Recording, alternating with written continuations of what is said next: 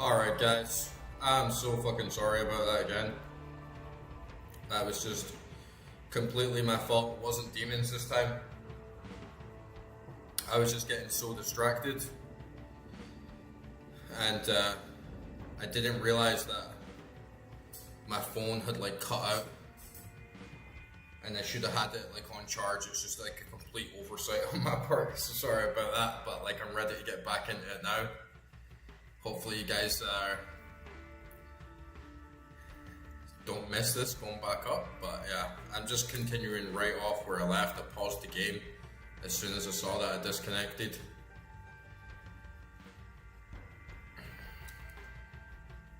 Yeah, let me just drop a link. But yeah, such a pain in the ass. I really gotta get my shit together and make sure that stuff just like never happens again, like on the stream. But I guess these things happen, right? Sometimes you just got technical difficulties when you're dealing with the stuff. And connection looks good as well, so all signals green, like we're ready to start. We're ready to start now. And if you're watching this on the VOD, just know that this is like the second half. Because it just got like a random DC and it took me about like 5 minutes just to get back online.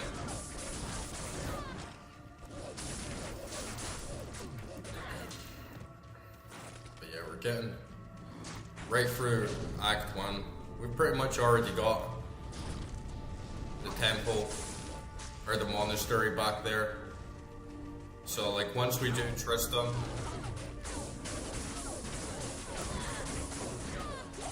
I'll be like ready to just jump straight back. And to be honest, I guess I don't even really need Black Marsh waypoint. Unless I want to do the optional dungeon that was there, or I guess that's actually this one here, right? The pit. Which I think is really good for drops.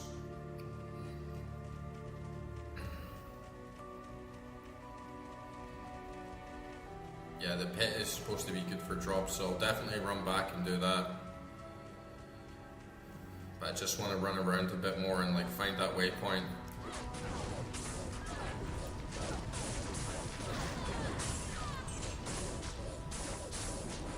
Yeah, it totally is, man. The internet is such a wild card. And it was honestly my bad because I'm doing this like from my phone, like hotspot. And really I should just have like the phone like plugged in. Oh really? I thought there was one in the Tomoe Highlands. But yeah, I should have my phone like plugged in. I have like a power bank next to me and it just meant to plug it in as I was playing. I didn't want like my phone to get like too hot. And then it just got like so sucked into the game and just saw like my phone flash like, oh, it's like powering down, and I was like, oh shit. But I definitely don't want to get into that situation again. It happened on the first time that I tried streaming, and then just went like right back to that like newbie mistake, which is a shame because there was like a few of us on watching. Hopefully they find it back again.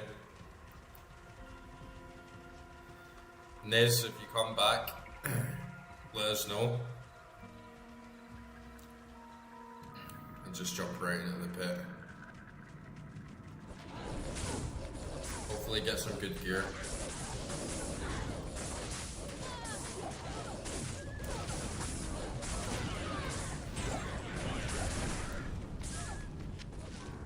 But yeah, like I was just saying,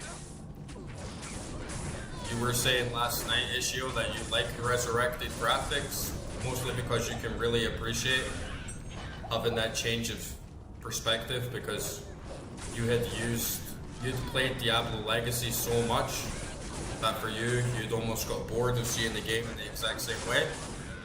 So I can definitely appreciate it from that perspective as well. But I like them, man. I like the old school graphics. That's what my channel is all about. Just like getting right back into those nostalgic vibes. Old shaders, old textures. Yeah, in 20 years I'll get bored of it and go and remastered.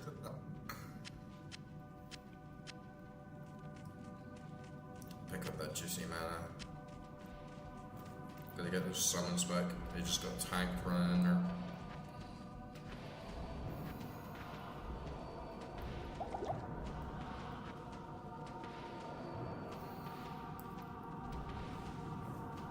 But yeah, I heard the pit's quite good for item drops as well.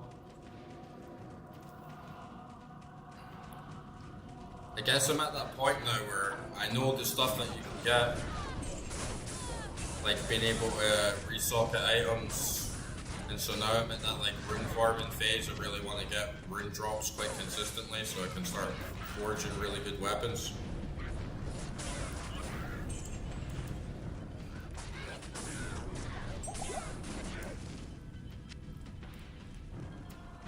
But man, it's such a pain in the ass streaming sometimes when stuff just doesn't work out, or you go on at the exact same time on the same day of the week, and then for some reason your connection's just like lagging and like dropping, and there's really like nothing you can do. Connection's good here. Like internet's surprisingly fast when it works. I get like nearly 500 megabytes a second, which is like really fast for me. It's a lot faster than I ever got in the UK. And upload speed, it can go up to around like 25. It's normally like 17, which is like more than enough to like stream in 1080p.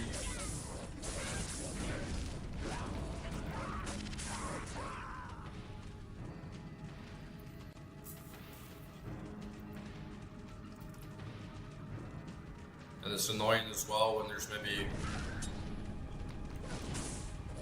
a fair amount of people watching, or at least like relatively for me, and then they might get like jumped out and jump to something else, and then they can't see it spawn up again unless they like refresh their page.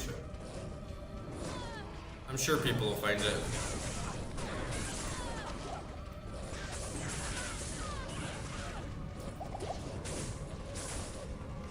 Yeah, see, that's the kind of speeds that I was getting back home in the UK, and then coming like here, and just like my data plan on my phone, I pay like $10 a month for like unlimited data and get 500 megabytes a second. And I wasn't even expecting it the first time I tried to like download the game. It was like a few gigs. And it just like cleared like instantly, like got like you know, saw the little notification come up like download complete. I'm like, wait, what? Like, what was it downloading? It couldn't have been that game, but then it was. Like,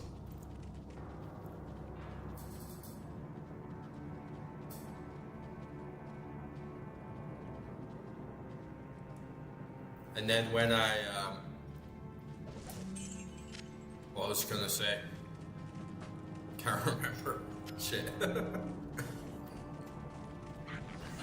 Yeah, when I first like reinstalled Windows again, everything was back on like the same settings, and everything seemed to be running fine. But then Windows OneDrive, it was tanking so much of my upload. It was tanking like 60% of my upload speed of just like constantly letting bullshit Microsoft like track everything I do and upload every single thing to this cloud servers. I was like, god damn it, nobody wants this. Every time you install Windows, you have to go through the process of uninstalling all the bloatware and all the crap that nobody wants or asked for.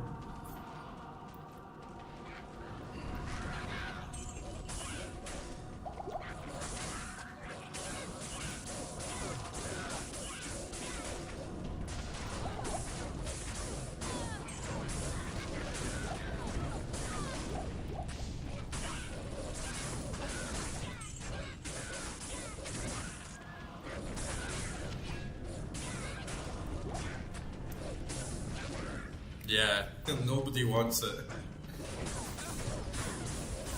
Like, why would anyone want a piece of software that takes up 60% of their upload speed? When naturally it's quite low for most people, right? I'm quite thankful, honestly, that it's fast enough to stream.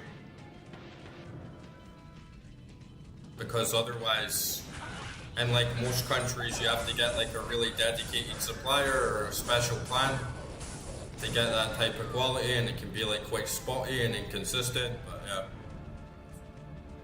It must be meant to be. Stream's meant to be. Let's quickly check those items. Grand charm, there we go. See if we can get a good charm here. 60% poison damage over 6 seconds and 3 strength, that's not bad. Especially if we run into any immunity issues.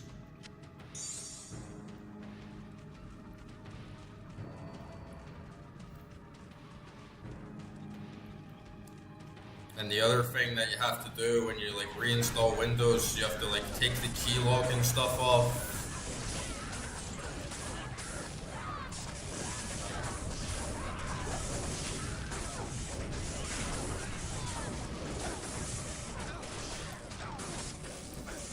It's an absolute pain in the ass that you can't uninstall Microsoft Edge. Like, that annoys me so much.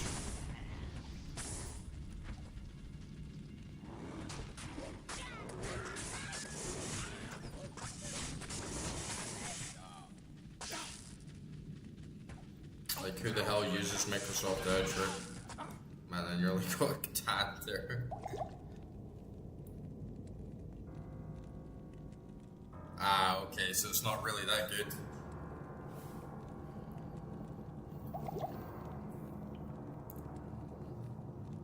Can keep it for now until I fill up and then just leave it.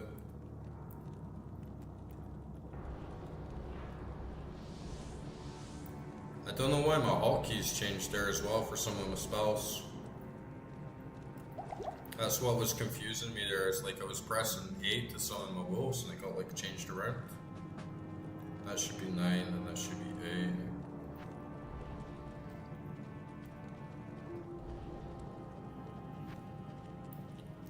Gotta get Big Billy. Oh, see, what the hell's going on? It just changed it again to 4.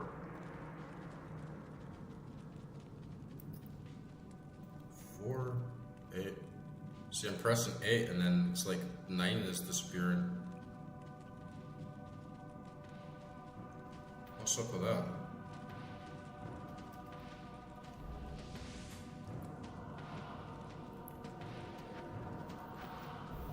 It's probably some Windows. It's probably something to do with Windows. That was such a close call though. I was on like 1 HP and just like managed to clutch it out.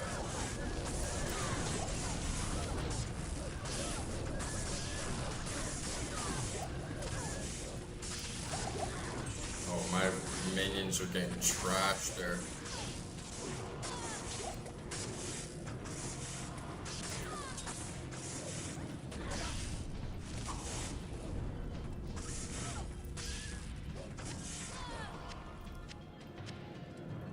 See what this cleaver does.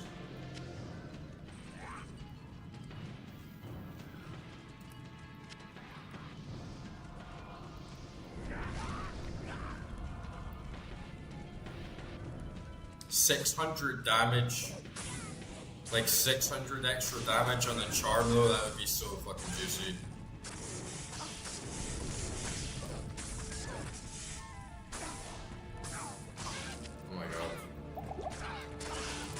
Oh no, no, no, no. Oh my god, I can't believe it just died there, dude. What the hell even happened? It just got like stuck there? Oh, it's this unique, man.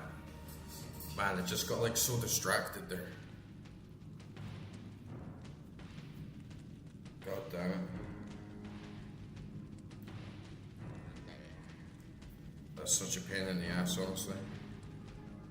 Because it didn't have my waypoints, right? Like, I have to like run all the way fucking back.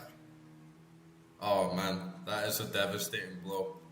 I was so confident I was just going to like run into the pit and get everything done like fast and I wouldn't need to deal with the shit, but nope, I just got squished.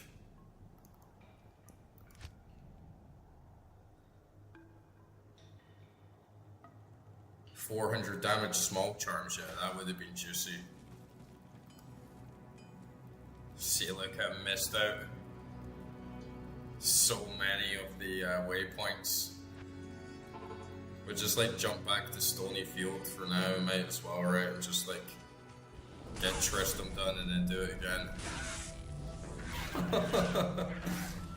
I was looking around for those waypoints for so long, man. Stonyfield, Darkwood, and Black Marsh, yeah, I missed them all, shit.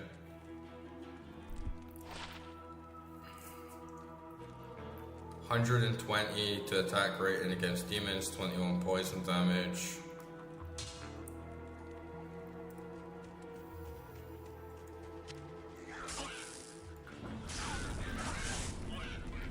Sometimes it's just tough when you're streaming and I feel like you get a disconnect or whatever, you just like take your time and let yourself get seeped back into it. But then when you're streaming it's like, oh, I gotta get back online and start playing again, you know.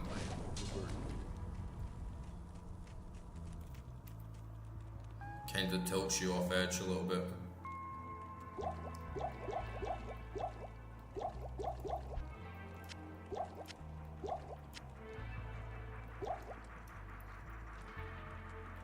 Yeah, exactly. I still got my map and it will give me a little bit extra time to just get some more grinding in.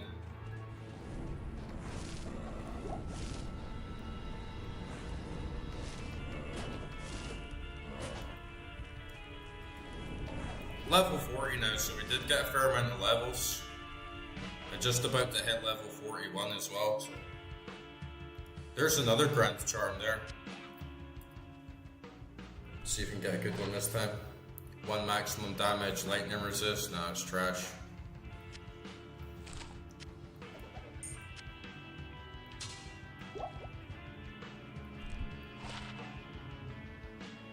Lightning resist, poison resist.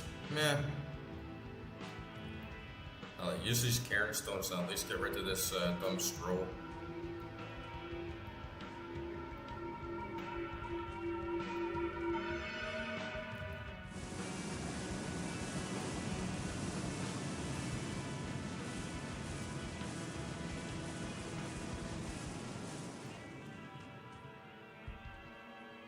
So you think that's a better one? Lightning resist.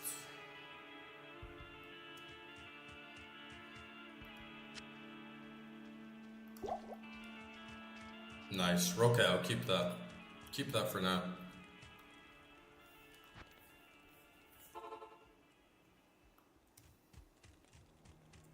Good to see you.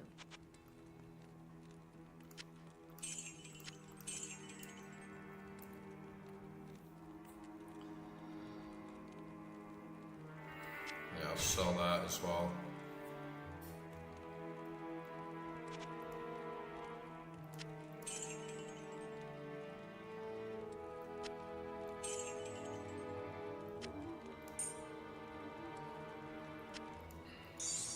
Does it work if it's in your Haradrim cube, the charms?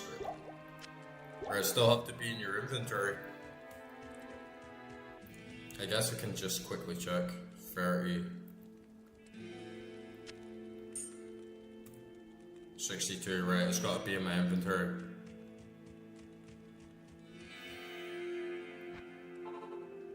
Yeah. That's okay. You can just put something else in the cube. But yeah, the other thing that got me was like my hotkeys were like messing up. Still doing it actually. Like my wolves are on 9, it should be on 8.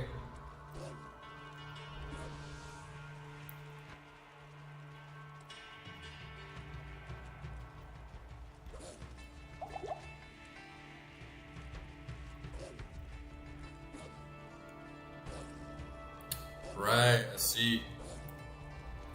Yeah, well, I guess if you can stack them, especially if you know what you're getting into,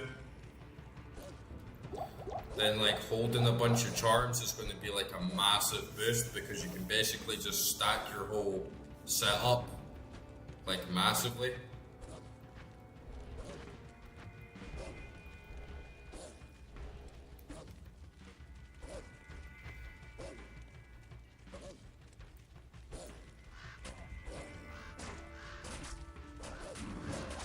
I'll like definitely be on the lookout for some good ones.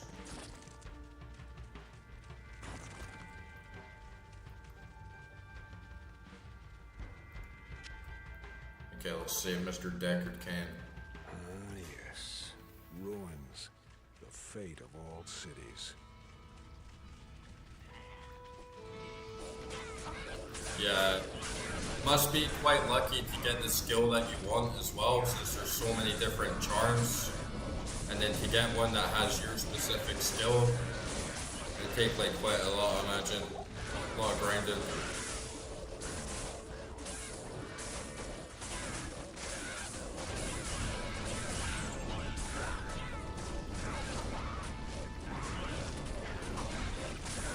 And my minion's getting smacked down there.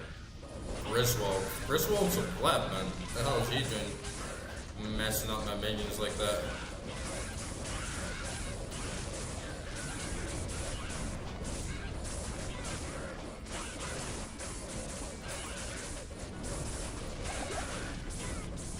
I see, yeah. Yeah, trading could definitely give you a good boost.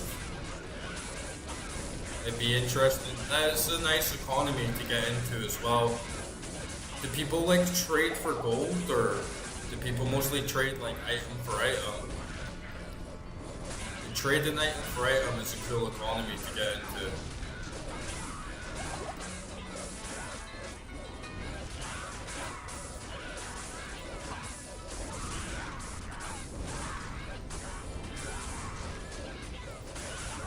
Oh man, these demons have got a lot more health.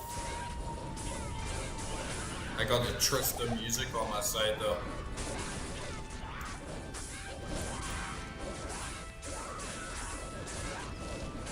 The first time I heard the music, it was like the first session I was playing this game, I was fucking blown away, man.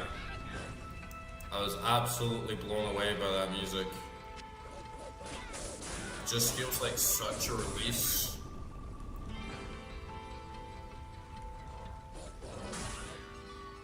Oh, really? Nice. Yeah, definitely gotta play Diablo 1. I'll be streaming that as well when I do it. Yeah, Trista music is absolutely amazing, man.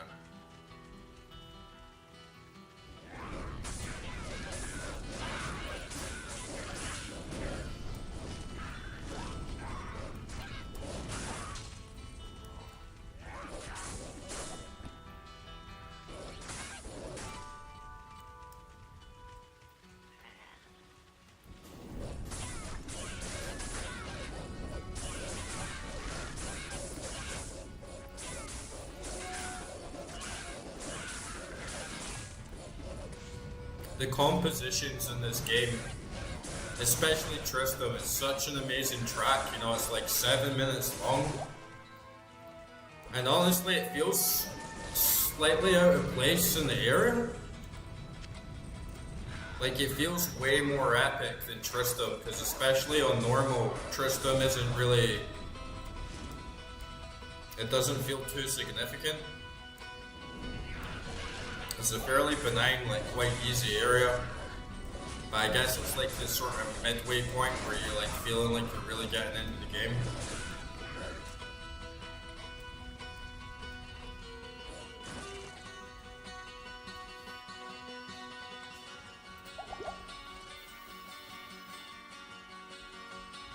It's from Diablo 1 OST. Oh, okay. Man, I really gotta play that.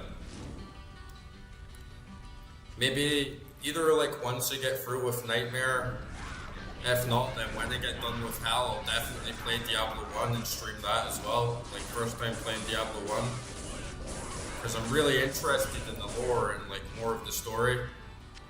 Especially how it feels like a sort of direct continuation in a lot of ways, with, like, the Wanderer being, like, your character from the first game.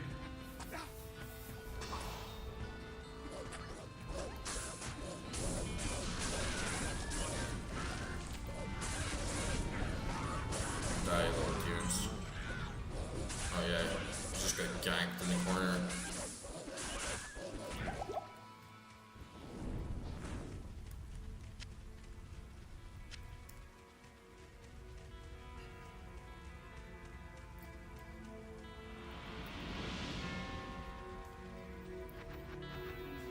Did you see that? Bro, did you see that? Were you watching that right now? Because I just dumped everything into Vitality and it went up to 170 and then it just like went straight back down to 160. Did you see that, dude? Because you were saying last night that it didn't happen yet. It just happened like right now. 1 second. Go check something. Okay. But yeah, man, this is the stat book I'm talking to you about. That's me I just lost another level.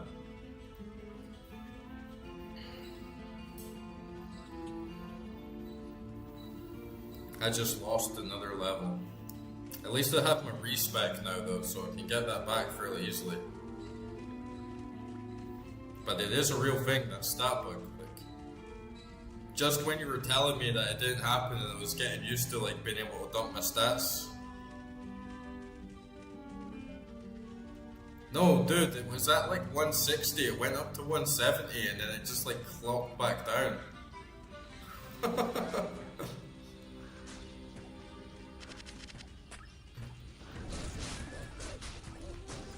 It doesn't happen if you take all your armor off.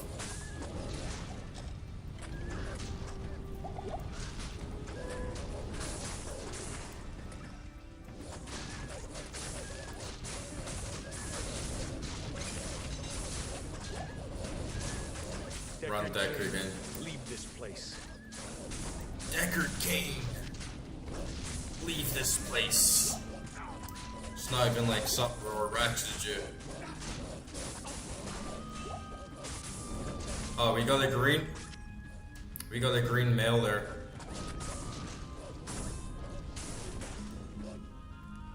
Got some green in the mail. Oh, okay, it's a visual glitch. So it's still there. That's more for the Barbarian. +1 to Barbarian skills. You know, with that helm though?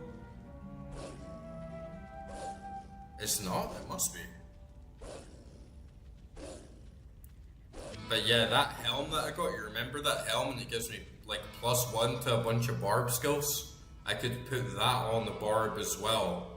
Only needs level 3. And it's like 94 defense. But it needs 61 strength. But yeah, if I put that on the barb with his helmet, he would have +2 to all skills. Plus it came with a bunch of other boosts.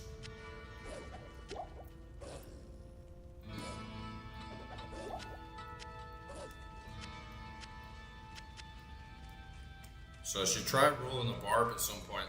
At least it'll have like a massive boost.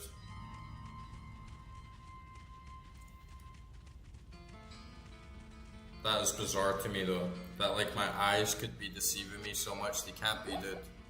Even the streaming software doesn't pick it up. It's like how?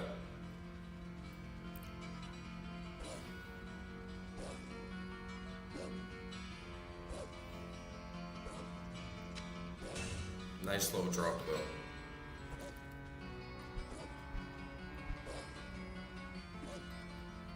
Gotta get some more mana potions.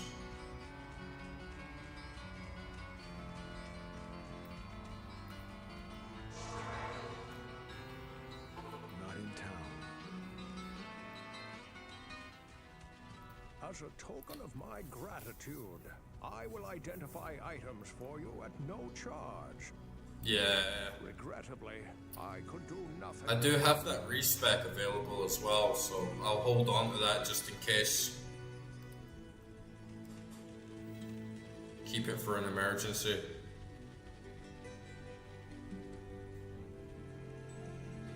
Yeah, where was that helm that I had? Yeah, this thing, that gives +1 to all barb skill, +2 to a bunch of others. Combined with that, that's like a very, very big boost.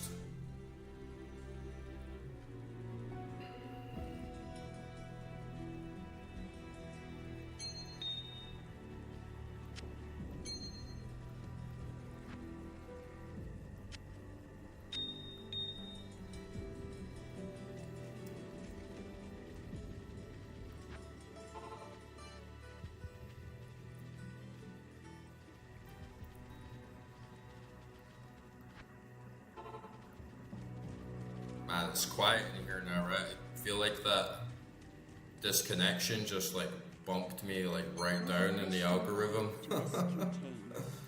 YouTube's just like, no, fuck this guy, he's DC'd.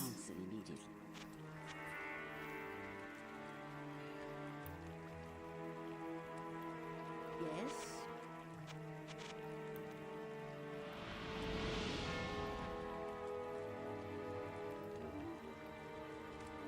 Yeah, yeah.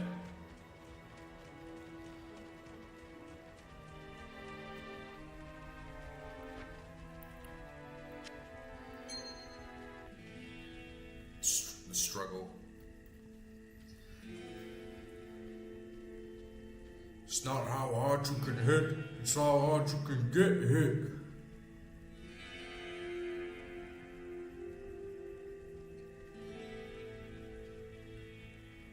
Yeah, maybe just his personality or something. He seemed to like chill out a bit. Seemed to be chilling out a bit after a while, but yeah, he did come in a bit hard. I was like, what the hell's the problem, dude? Just playing a little bit of Diablo 2 on a Sunday night, yeah. I got 60k gold back like so fast that I'm not even bothered about dying. Because that is a big amount to get back. You must get so much more gold in Nightmare.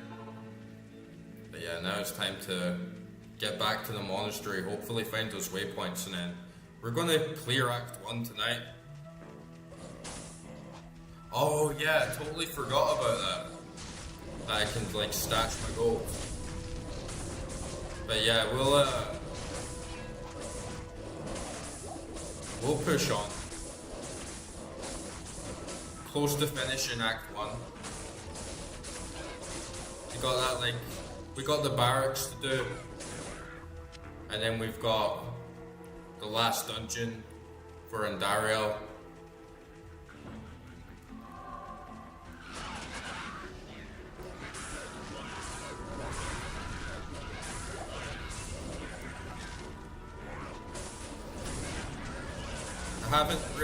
I've died 2 times since like starting Nightmare, but I feel like both of them were blunders.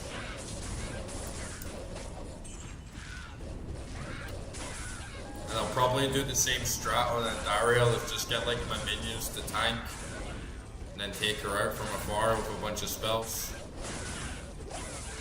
Kill the deep shaman up here.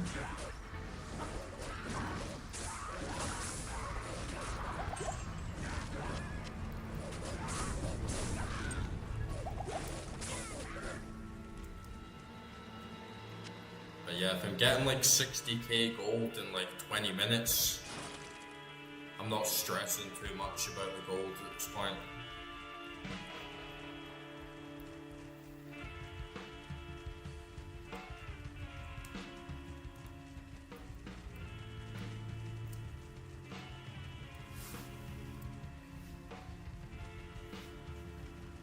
I feel like my run is just on constantly now. Maybe I have like sticky keys on or something, but yeah, it just feels like I'm running all the time. Even if I like press control or like space, it's always running. I think something's happened to my keyboard. Goddamn Windows. Windows is like one of the demons in the game, you know. You have to learn to conquer it. Before I was like holding the button down. Something's changed.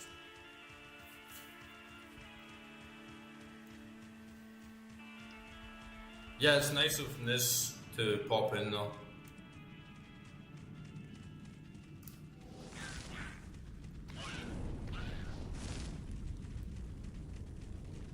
I can understand on some games like this that if you played it a lot, that you have like your whole strat and how everything should be, how items should be arranged and everything like that. That's actually really handy, I don't have to hold and run now.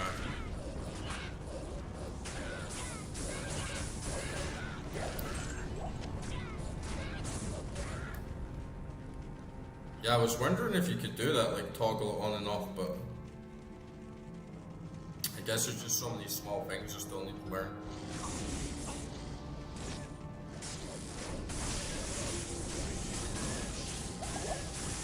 At least we'll get like a lot more XP and the chance for some more drops.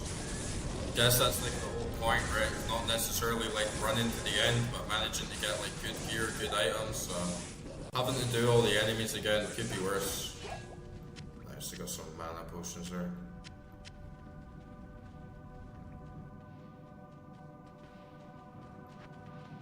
Oh, okay, nice.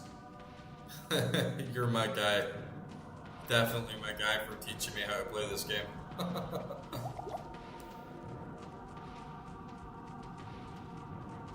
Yeah, toggle run on and run off is like mouse 6. It's like I don't have 6 buttons on my mouse, no way.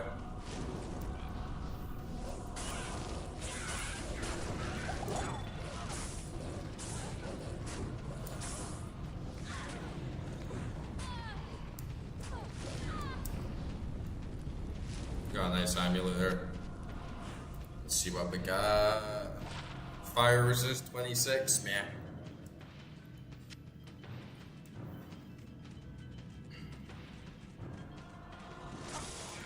Yeah, exactly. It's all about doing those runs again, right? So I can't really be like too bothered if I have to like restart an area.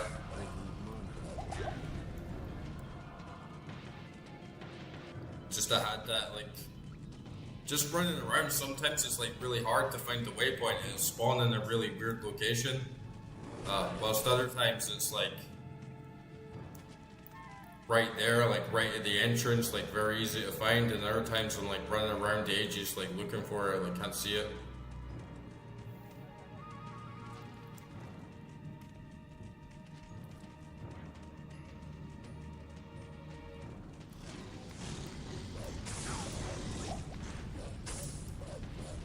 My minions are getting squashed a bit now as well, like they're definitely taking a lot more hits.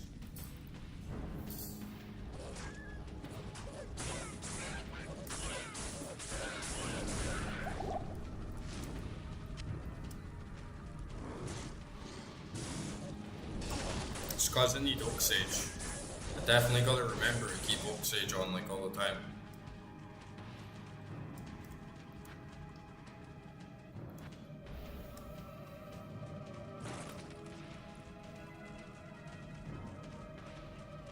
Yeah, now they get 60+% life. If they keep stacking up, it must get to 100% in like a couple levels. Which is a massive buff, especially if you have a lot of them. And I think I have them all at max as well. I don't think I can summon like any more. Maybe I can get a few more dire wolves actually.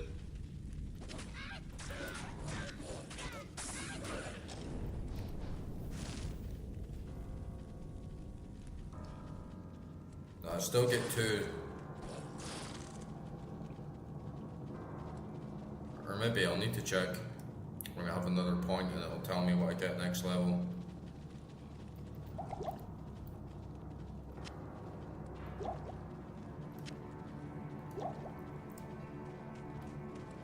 into that mana drain. Every damn time it's like, oh, you want some health? It's like, no, I want mana. Gotta keep the juice flowing, gotta keep the engine running, you know?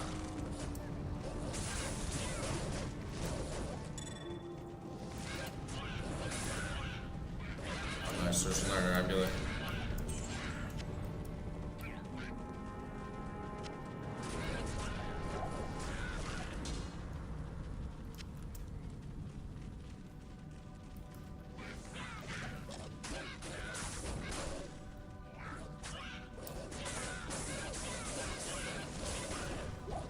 Yeah, I know I can still like level them up a lot more, but I mean if I can like get more wolves, like if it could have like 5 dire wolves or maybe like 2 bears or something, but I think it's 1 bear, 5 wolves. You can have 1 vine and 1 spirit. Can probably get more ravens though.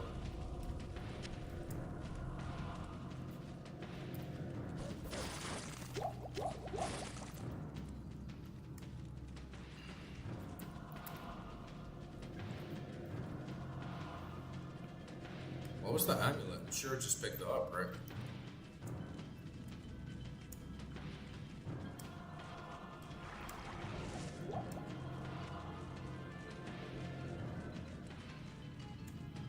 Did I put in my cube?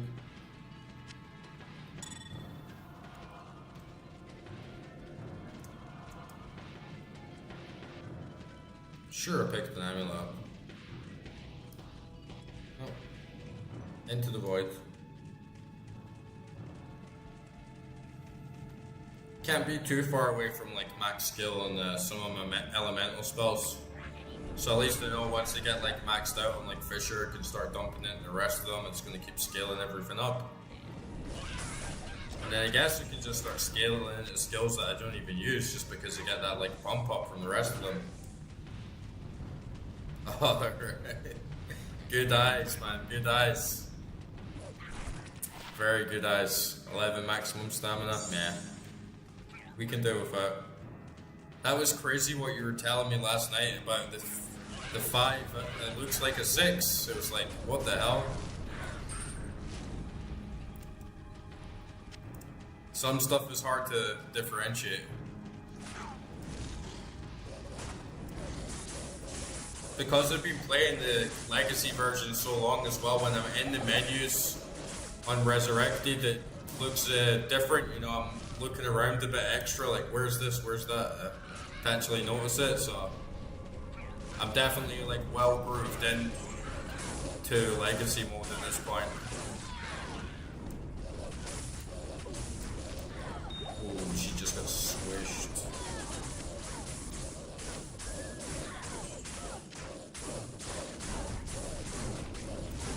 It's funny how just like some normal enemies can have so much more health than unique.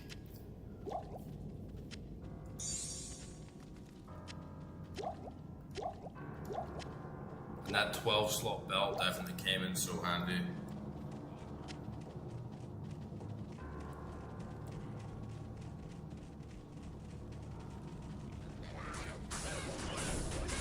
You know some of the expected values for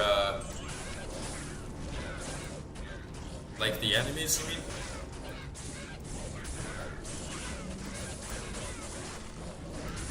I guess over time you do like so many runs, it just starts to become like second nature to you. It just starts to become like very much muscle memory and ingrained, like how much everything's going to turn out and what an enemy is going to look like in each area. What's like the max they can be and stuff like that. Alright, we're back on point now.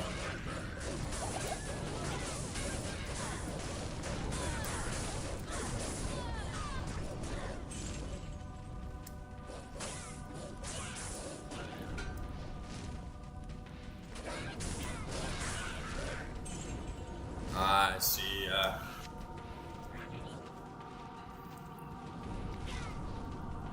there's definitely a lot to learn in this game. It definitely goes very, very deep. I got a flawless topaz there now. The Dark Wood. Oh, nice. It's origin time. Get it, boys. Time to get some dopamine.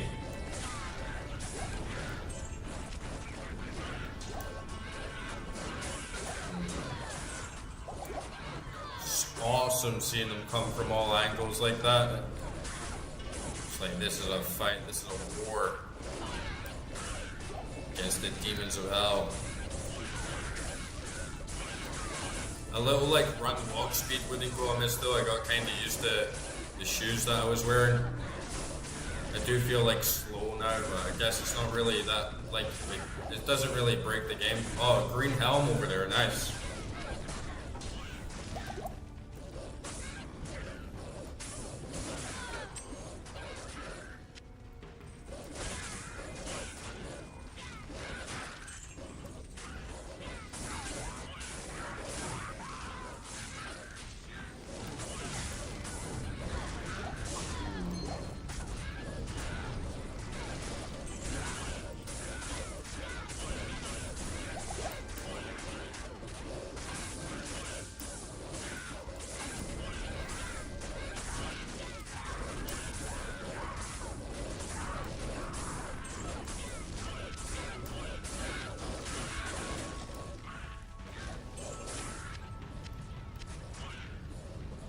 It feels awesome to play, actually. I much prefer Nightmare over normal. Like, it feels a lot more satisfying. You get a lot more, like, sucked into it, and there's so much stuff going on the screen and that you have to be aware of that you get into that more, like, hypnotic state.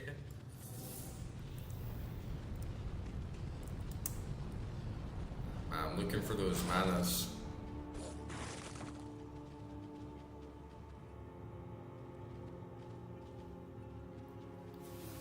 Yeah, it's just because it like toggles on and off in it. Yeah. I was just looking around slowly for any items I could see. That's probably what it was. Okay, let's get some loots. Eisenhart's horns. That's like the second one I have of that already, I think.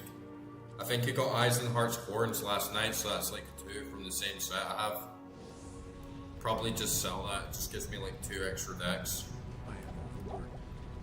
Yeah, that like head's probably worthless as well. Yeah, screw that. Keep that in there for now. Got this ring. More trash for the pile. At least I know now though that the rings and like useless amulets I can use in the Heradric Cube to get something potentially good.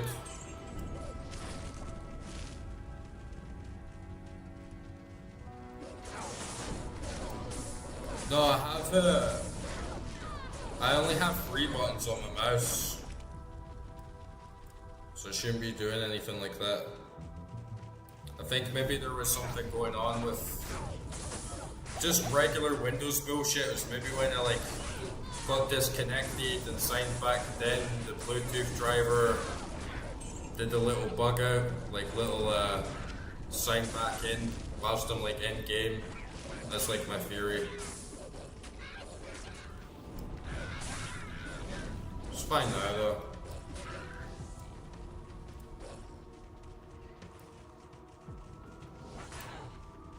I couldn't deal with those mouses that have like 10 buttons on them.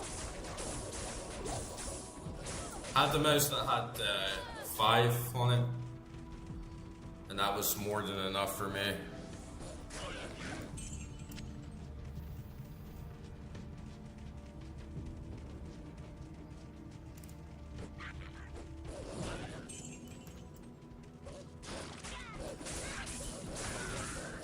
Right, yeah.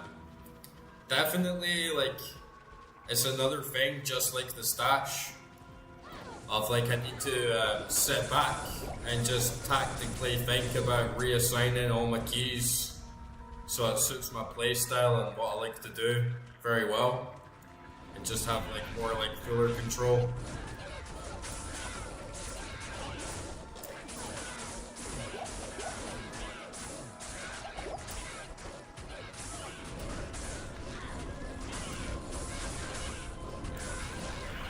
just gotta like min-max my build and like my strategy a bit more that way.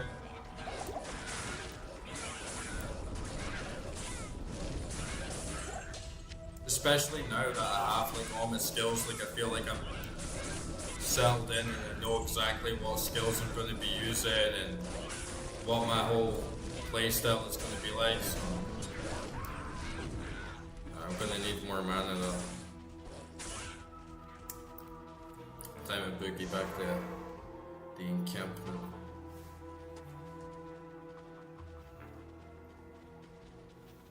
Yeah. Like mouse 6 to run in and out. I mean, I guess I could have just like finger slipped and pressed something weird by mistake. Good day. But there's like 2 buttons you can assign to every action as well. So there's a lot to memorize, you know.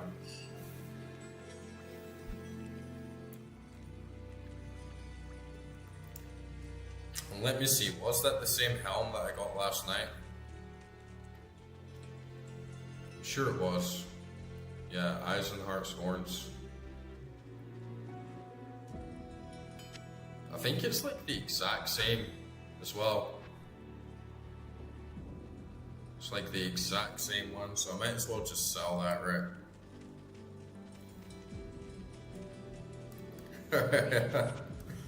Oh, so you're learning something new. Learning something new, watching the noobs. I'll keep that lightning resist though, right?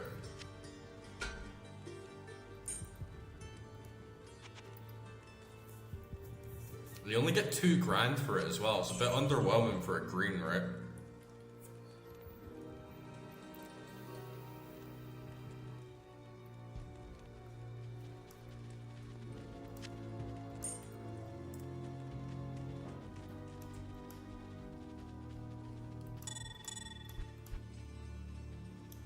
Man, it sucks being so like clogged. So all these damn health potions, man, I have like no use for them.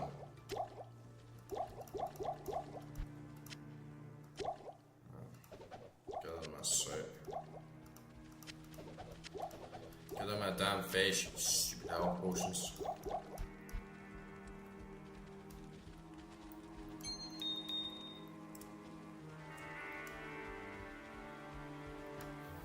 I guess you will, like, the more you play it, the more time you'll spend doing all this, like, micromanagement of your gear. Especially if you're gonna start hoarding them, and then you need to do, like, some little routines of, like, yeah, I'm just gonna, like, take all my stuff out and start, like, putting them all in the Heraldric Cube.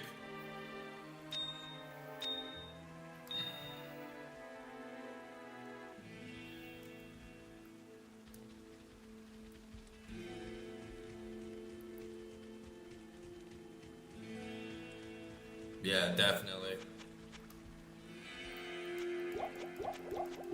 Especially when it's something that you played so much and you maybe even forgot a lot of the perceptions that you had when you played the game like 20 years ago. Or you played at like a different age and like different point in your life, so.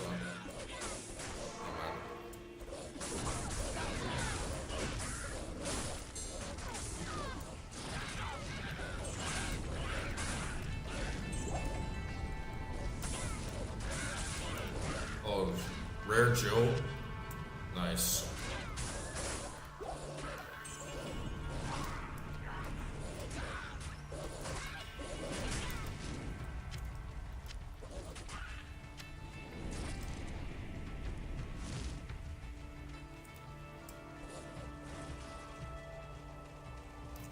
Let's see what that is. Adds 1 to 20 lightning. That's mint.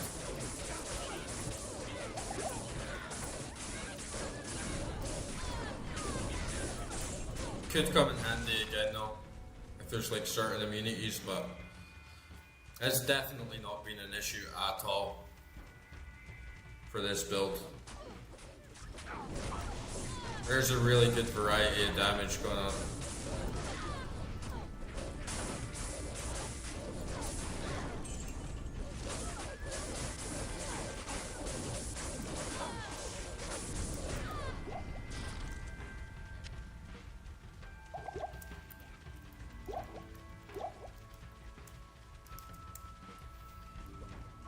Where is this stinking waypoint, man?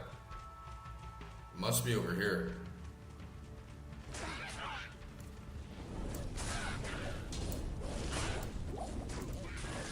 Okay,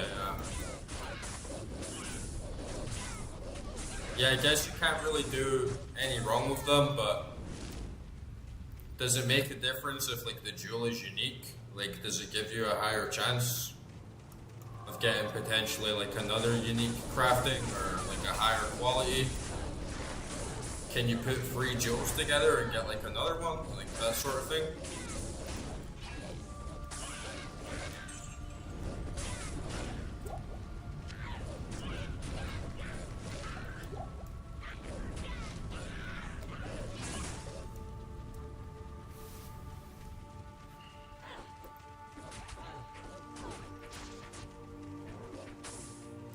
Oh man.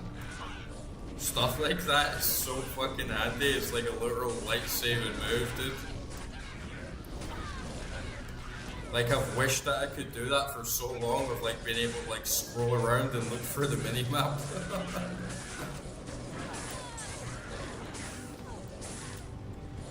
The game never tells you anything like that. Those tiny little things that could like boost the quality of life so much.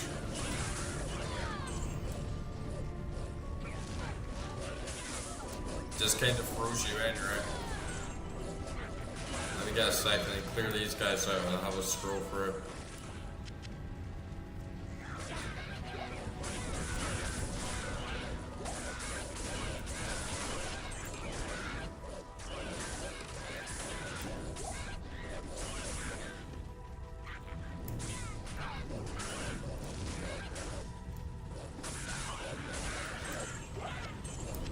I knew there was a shaman lurking behind here somewhere.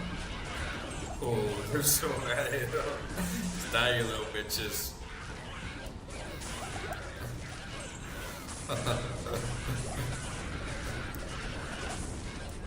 It's so satisfying running through these like level up, like Act 1 mobs. Just watching them all pile up and die like little ants, man.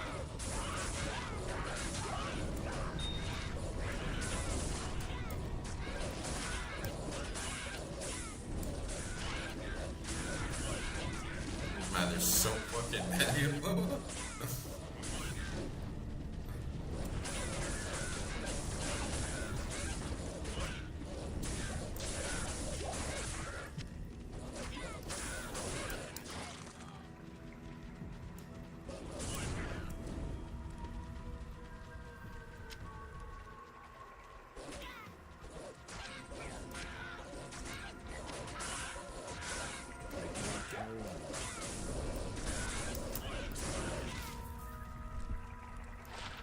Lightning resist.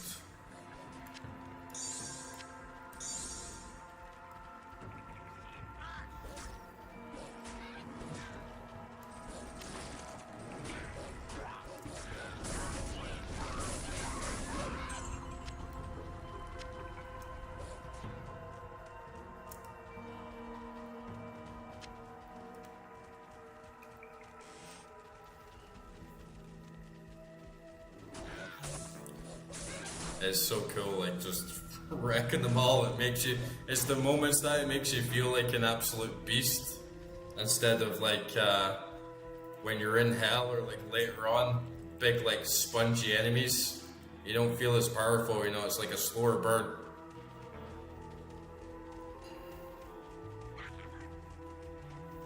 But yeah, that is awesome to know that I can like scroll around with the map.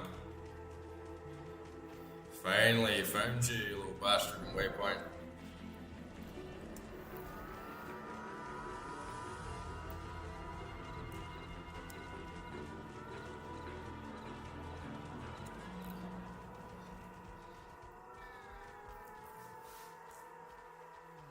Yeah, I'm pretty sure I read all this. Yeah, I read all of that.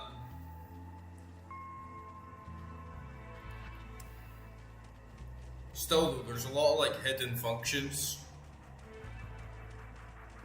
like being able to scroll with your map, and having it off in the corner is a lot better than having it just like take up the whole of your screen because it's like very ugly.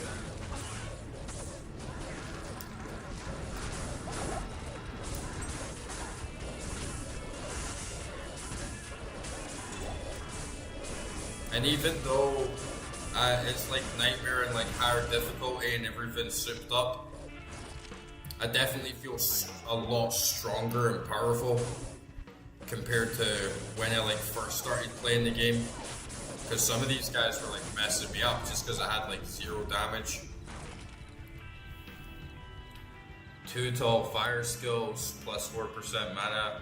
Man, I'm gonna be able to make like a really good fire sorceress with a lot of this gear I've been getting.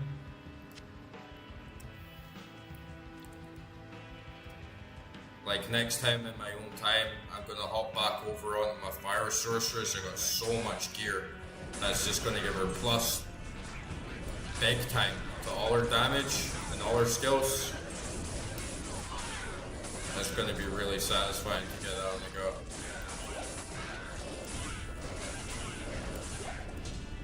Same with Barbarian. I don't even have a Barbarian, but now I kind of feel like making one just because I have like all this great gear for him. Yeah, that Fire Sorceress is definitely gonna get really nice.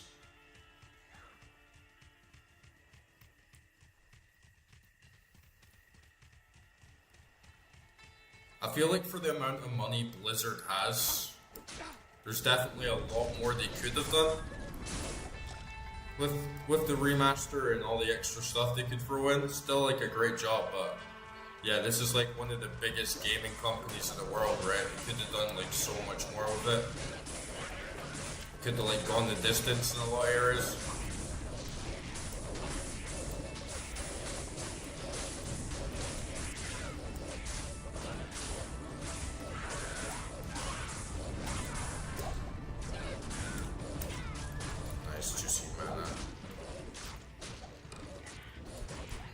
I don't mind being overburdened with mana potions because I'm constantly running out of them.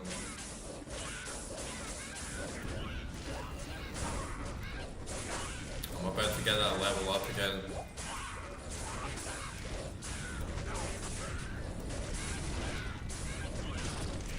Oh, really? It wasn't like Blizzard who developed the game? I didn't even see their splash screen come up, so it's kind of like a... It's kind of like a push down from Blizzard if they don't even like give you their name, who the developer was. Kind of weird for them to outsource it as well, but I guess like Blizzard isn't even composed of like the same people that made this game anymore, so you know what, it's probably for the best. Blizzard can focus on Diablo Immortal or something, you know. Try and get a good pay to win microtransaction system, spend their time to do what they want. It's so ironic as well. Do you remember BlizzCon, where they had that huge backlash where the guy's like, do you guys not have phones? And everyone's like, we don't want Diablo Immortal, we want Diablo 4. And I swear, like, Diablo Immortal is probably making more money now than Diablo 4 ever will. And it's like one of the highest rated games on like the App Store. It's so ironic. It's sad that it's so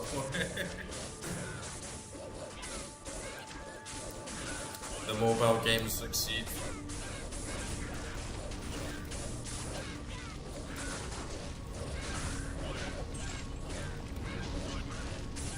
I was watching a video about Diablo Immortal as well, and apparently it's like predatory as fuck. Like, it's very aggressive and like forces you to pay, and can kind of trick you. Like, you have no way to get the best item unless you keep pumping a lot of money in, and it kind of teases you to make you think you're about to get a big drop, but then just sort of carrot and sticks you to say, oh, you just need to pay a little bit more money and then you're gonna get this or you're gonna get that.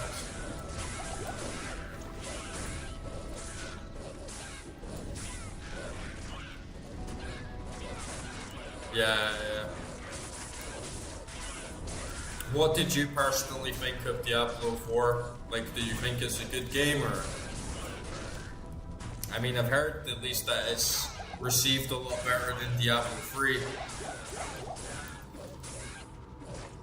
But I've also heard conflicting things about it. Most people in like Path of Exile community still seem to think that Diablo 4 isn't really all it's cracked up to be, and they'd still rather play Path of Exile.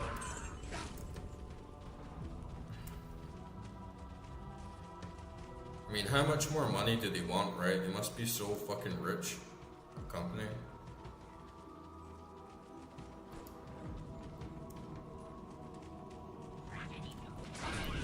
Yeah, it'd be good to try at least. It'd be good to try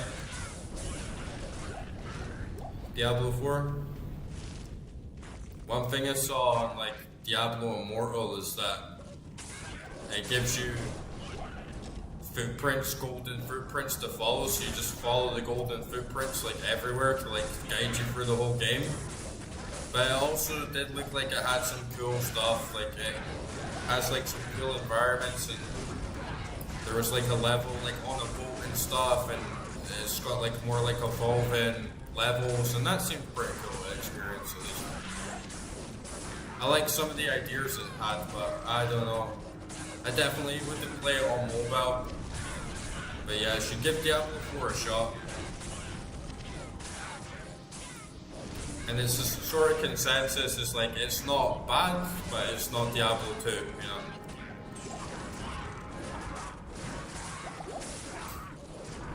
And I don't even see what their issue is with, you know, they're trying to appeal to like a wider audience and get more people to play.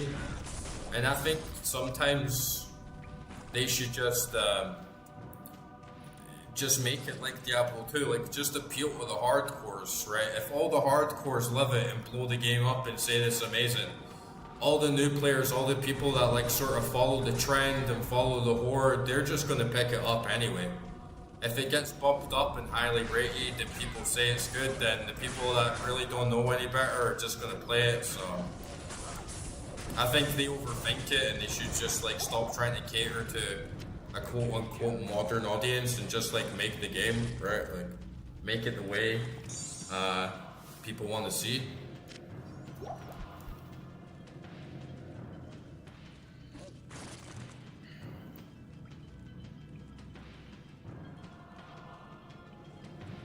Right, I see. So you want to feel like the old items coming back and like call back to like the glory days sort of thing.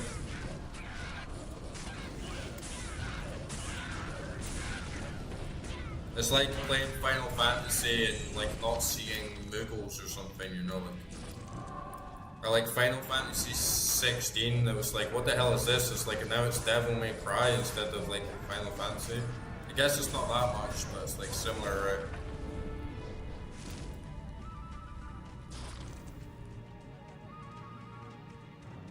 Yeah, you gotta honor the ancestors for sure. I feel like it's a missed opportunity as well. Like how I was saying, the casuals are going to eat up like whatever is blowing up. And it could be the perfect opportunity for them to get like deeper into the rest of the game. So they could find a lot of people start playing Diablo 4 and then they're like, oh wow, now I really want to play Diablo 2 and Diablo 1 and maybe even Diablo 3 and see what the whole thing was about.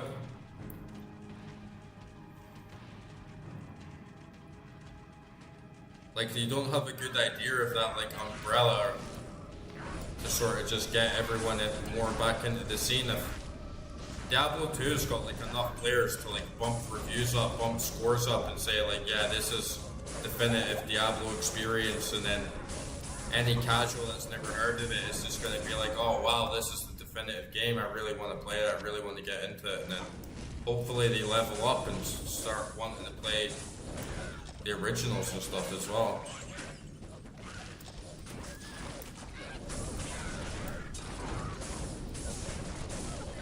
I feel like their game is as well as when they like release Diablo 4, they're not planning like, oh, let's like keep expanding the lore and keep expanding the story. It's more like, let's just set up a framework where we can like keep milking the shit out of this for like 10 years, like we wish we could have done with Diablo 2.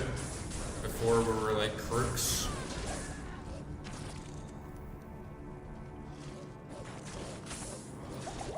Cause yeah, Blizzard has fallen off like so hard. And it used to be like one of the greatest devs in the world to like Now it's like they just don't care and they try and appeal to too many people, but I guess it's kind of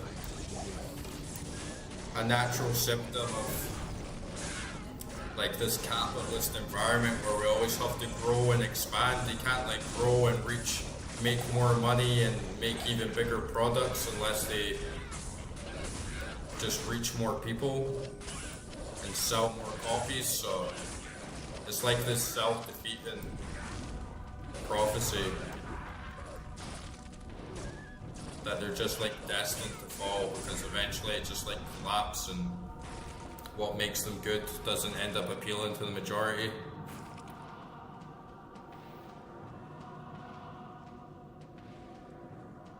Right, yeah. See, I don't even know what the Tal Rasha set is like, so I'm still in that like noob phase myself.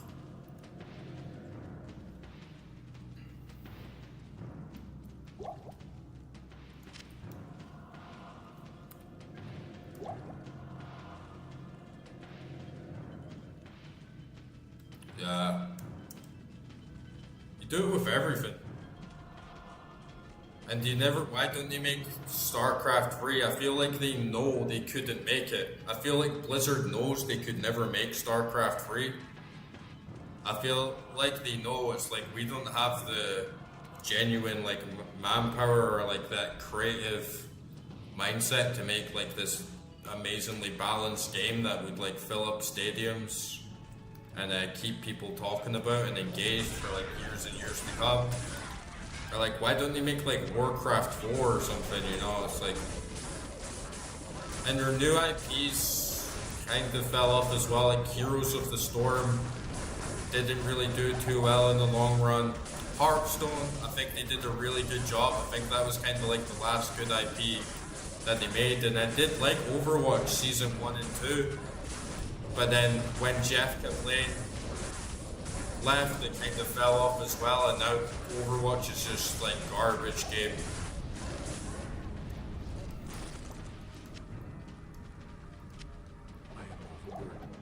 And I don't know what like the last thing they made was, but it feels like a while since they brought out anything like original, and I don't think their label has the same like appeal that it did before to really make everyone come out and say, oh my god, Blizzard's making a new game, or Blizzard's going to make StarCraft 3 and not have like a shit ton of skepticism attached to it.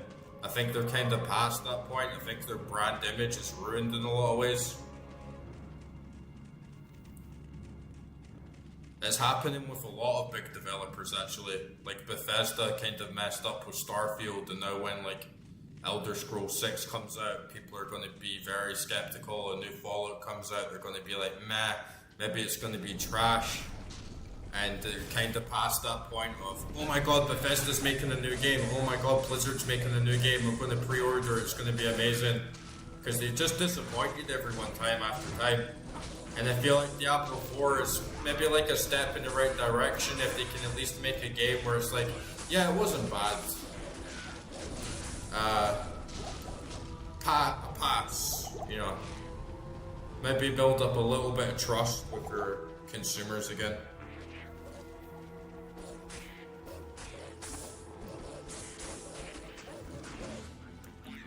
Yeah, I haven't played much of StarCraft 2, honestly. I just know it's such a big game. And it was like what we were saying last night, like they made Diablo 2 as like a game you can play for the rest of your life. You can play StarCraft 2 for the rest of your life, learning to master it, learning to get better at it. But now, like Overwatch is just like a patch fest. They just patch and change everything constantly. It gets constant updates. It doesn't have that same pull and that like same like layer of depth.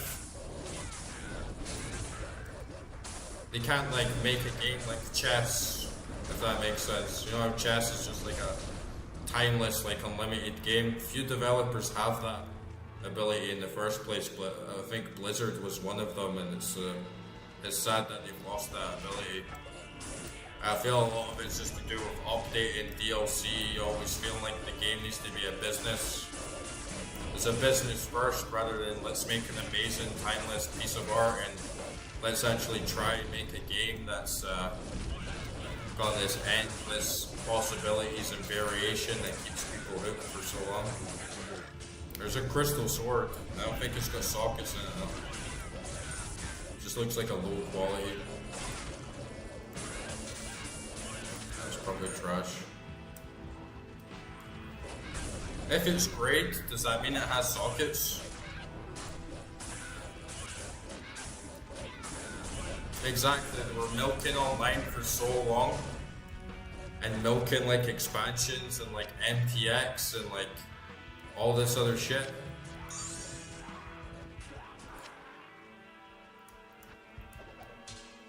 And they've like lost what's actually like important to game design and developing a really good game.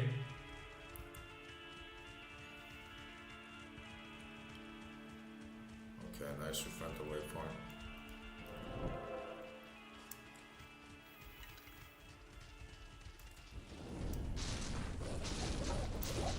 It's like with Hearthstone, you know, Magic the Gathering.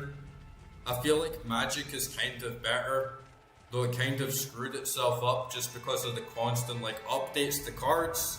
And basically, what the player base does is split the game up. It's like you can't use these cards in this game.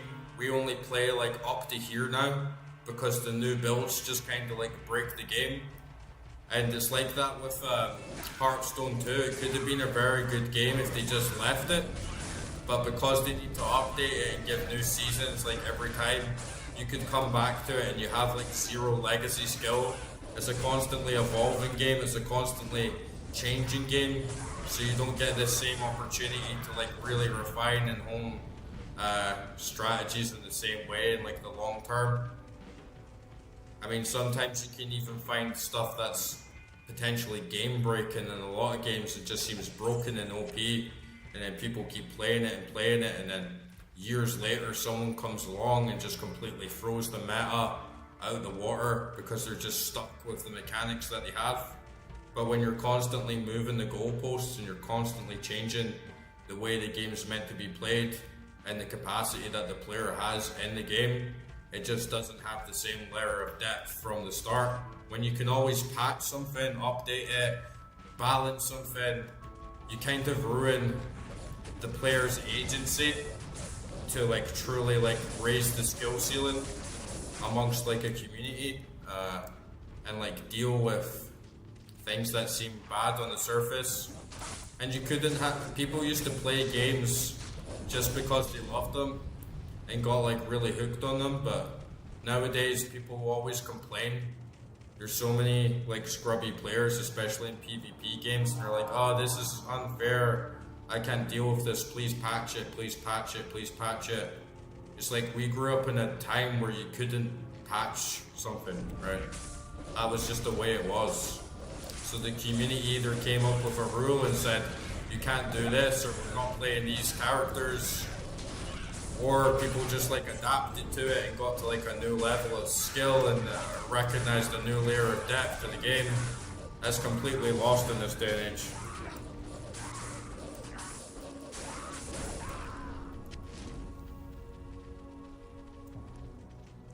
Yeah, I guess it's a different vibe. I never really got into MOBAs much, but I played fighting games a lot. And it just got really annoying. You know, if you play like classic Street Fighter 2, it's just like timeless, even though there's so many things in it that seem unfair, or characters that seem broken. People stood the test of time and overcame a lot of it and like updated their skill. But nowadays it's like every time you get like DLC characters released, they're completely OP, they're completely broken.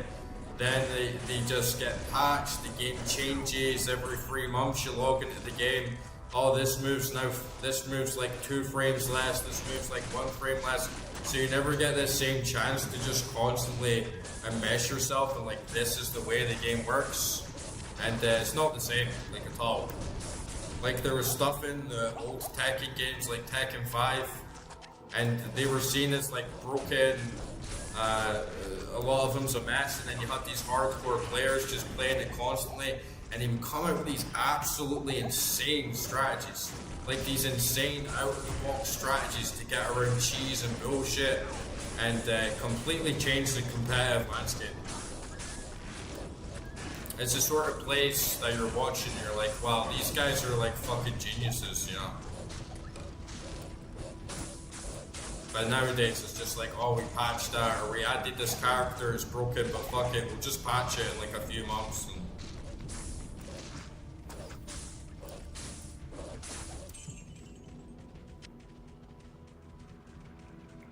everyone always wants a patch these days. Like, I remember Silk Song came out. You know, Hollow Knight Silk Song, when that came out, I was like, this is great. Like, the difficulty's great. It's a really great game. I could feel myself getting into this and learning all the frames and just like different abilities. And then you had like such a wave of babies like, this game's too hard. I paid like $20 for this game, and now I'm so sad because I can't complete it. Please patch the game, please nerf the game so that I can complete it. And it's like, bro, like if you grew up in the 90s and like early 2000s, it's like, you have no idea how different the landscape was. It's like, if you couldn't complete the game, you couldn't do this. It's like, well, you're fucked, nobody cares. Like, this is how the game is. You either get good or you quit. It's like as simple as that. And I'm so glad that Team Cherry didn't like submit and say we're gonna patch the game because we think it's too hard. They like stuck to their vision and said, no, this is how we designed it. We've play tested it. We know like this is doable. If you can't beat the game and you think it's too hard, then like that's just tough shit. Like, people don't do that with like Dark Souls, you know? Even though lots of the Dark Souls games are like broken, janky, buggy, but people still stick with them because it has that culture of like get good. But so many gamers these days, they just aren't ready to get good.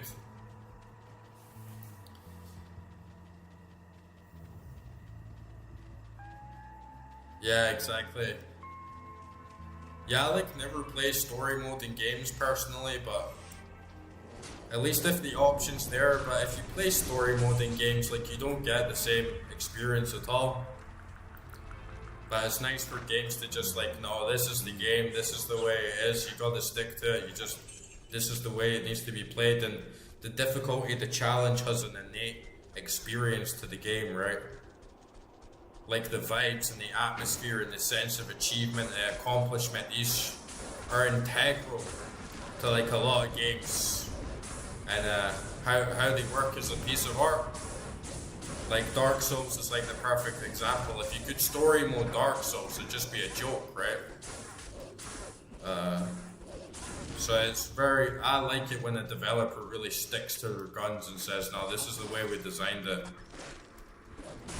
And if you want to do story mode or something, then like watch a Let's Play or something, you know? Like,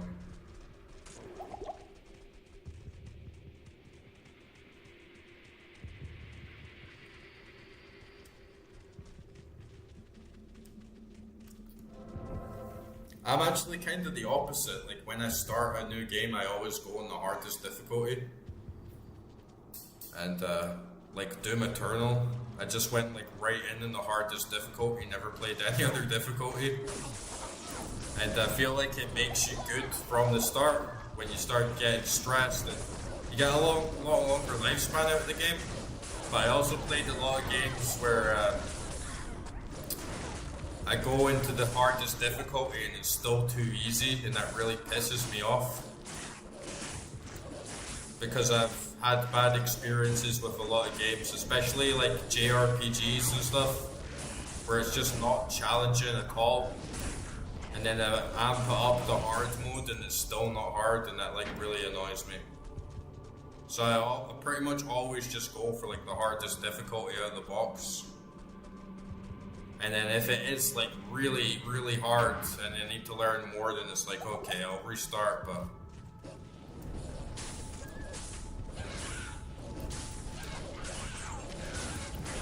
And there's some exceptions. That makes me feel a lot more immersed in the game, and I like struggling on a level a lot. Sometimes hard difficulty is just really artificial though.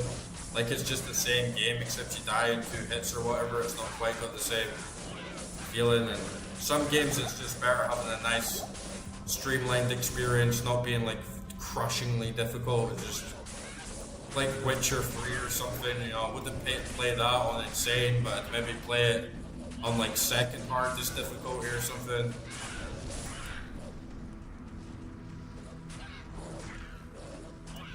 I played Cyberpunk a little bit, but it wasn't for me.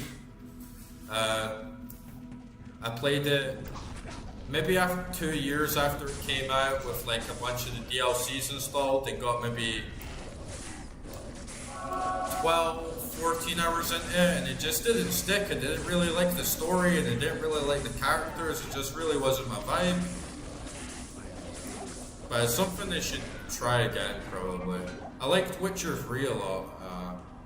I liked Witcher 2 a lot, and those could get pretty hard, especially on the bigger difficulties.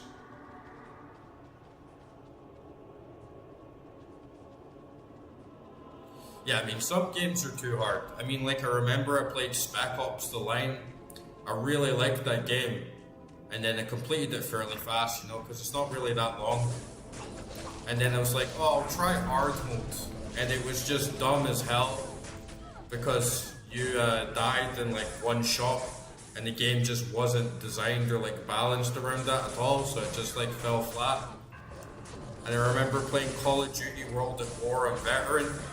And that just got bullshit, because you just be walking around, and then RNG, just like all of a sudden you have like 10 grenades like surrounding you, and there's literally nothing you can do, so you're just walking around the game, and then within the blink of an eye you just die. You just walk into this area and there's absolutely nothing you can do, there's no way to stop it, so you just have to like trial and error, not even trial and error, you just have to keep doing it again and again. Until you get RNG that decides not to kill you at a certain moment, and that was like really annoying. Nobody wants that in the game.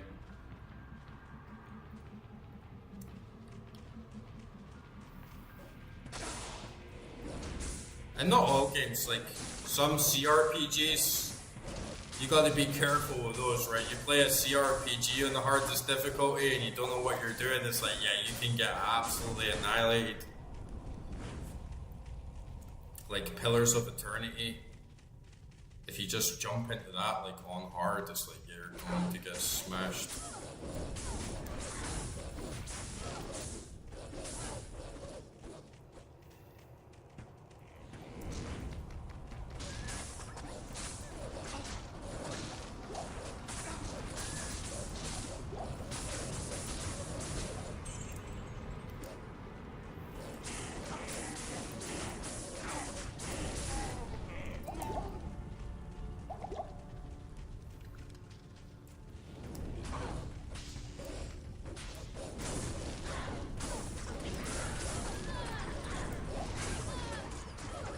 I need to play Deus Ex as well, like you were saying in the server.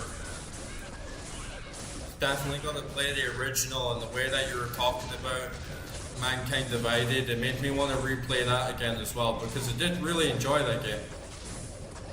I like the Deus Ex games, I like Metal Gear.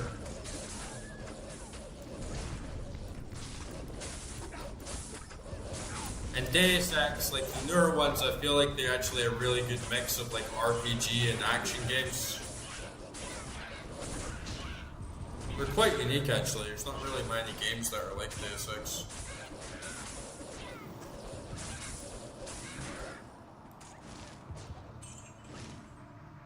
Yeah, that's good to have a game though that's just like your all-time fave and nothing's gonna stop it, you know?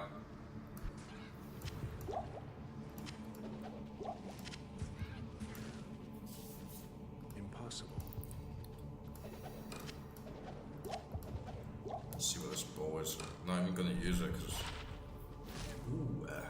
Amazon only.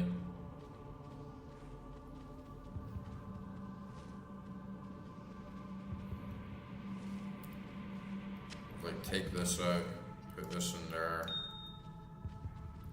and like get the bowl, put it back in there. There we go.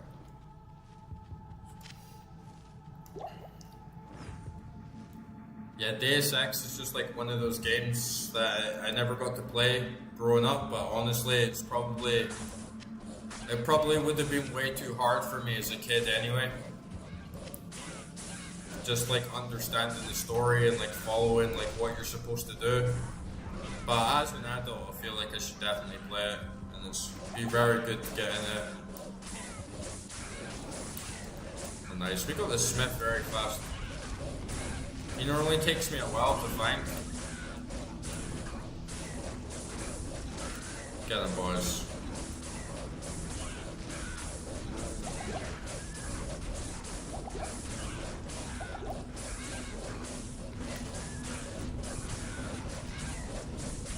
I love when my minions just get them completely smacked like in a corner like that. It's like there's nothing you can do, dude. There's no way you can even touch me.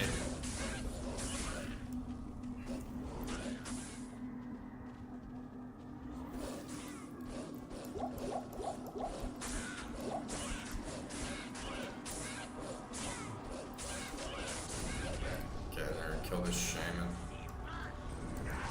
Die, little bitch.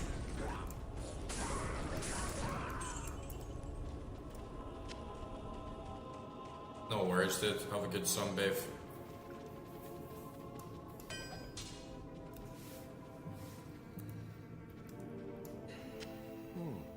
Charcy will be thankful to get this malice. Get this malice. What the hell's even a malice? Some words in this game for like weapons and items, it's like I've never heard of this word in my life. Like a vouge and like a bardiche. It's like, what the hell is this?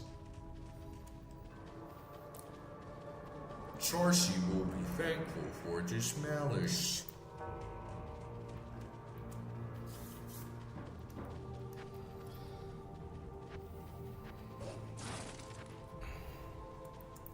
Getting a bit heavy up on these items right now.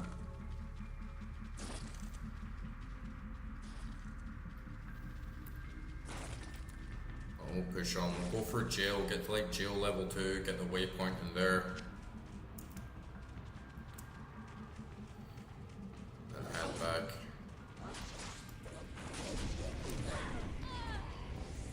Got a big squad, so definitely push for it.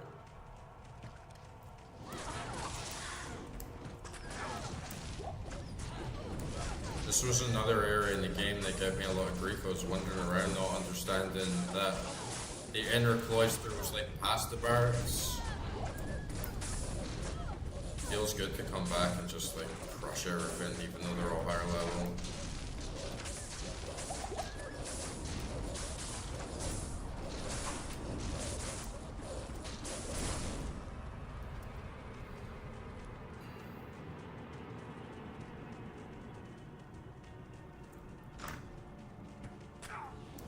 Too bad the Smith didn't actually drop anything good though, that was a shame. Normally get some good loot from him, but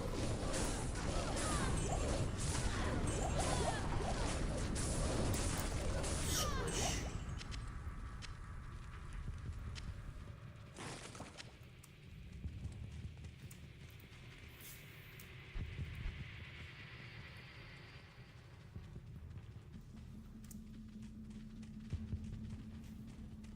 And Dario, it's maybe going to be like a bit of a hassle, but honestly, as long as my minions hold out and survive, she's not even going to touch me, so I think we'll be good.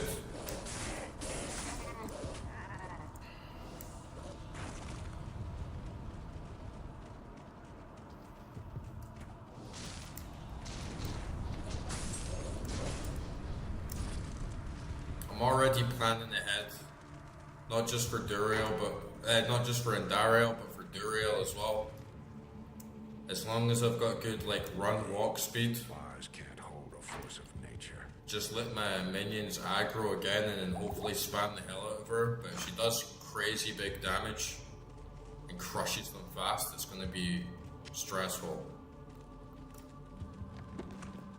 And it might just be one of those cases where I need to like jump in and out of the portal, respawn all my minions, jump back in, spam a couple spells, jump back out. Like, Bale was a pain in the ass for that. It wasn't actually too difficult. His damage wasn't bad, but it was very like you had to be patient. It was very like time consuming.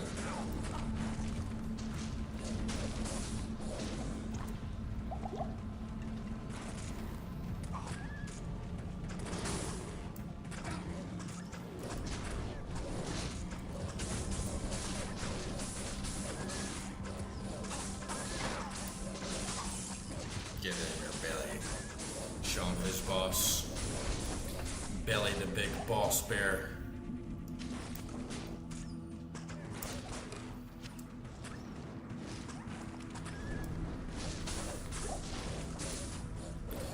Billy the bear.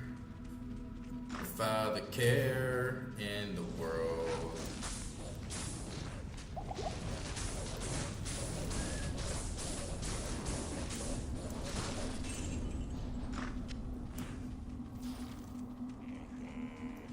Well, that was a hideous little goat noise. I like how, you know, it's based on a different planet, but the same cosmological forces are still at play that would be on the Earth. I like how they rolled with that. Like the same cosmic forces could be alive on another planet or manifested in a different way. It's a cool idea. Instead of making up completely their own gods and like mythology, it's kind of like Christian mythology, like Earth mythology, just at a different point in space and time.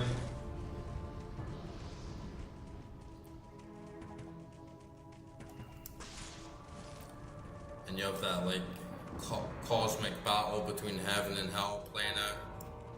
Could be happening on many different worlds.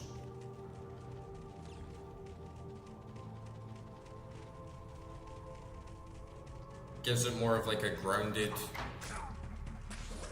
eschatology.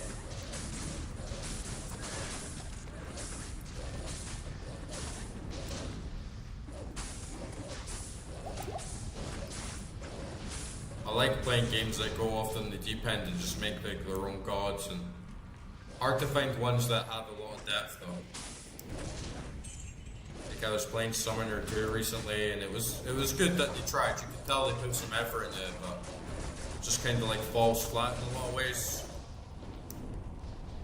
Plus, when you get a really good game and they created their whole own mythos, like their own gods, like their own interpretations of the stars, even like their own stars, distant planets, like moons. That's always really cool to see. Like getting dropped in this full-blown, fully fleshed out fantasy world that you could just spend hours like thinking about and conceptualizing things about. It's always really cool to see in a game. Instead of just like throwing little pieces together and seeing what sticks, or just going with like generic, same old style in a lot of games, or games that maybe have a lot of features, gods and mythologies, but you just never really get the opportunity to like learn much more about them.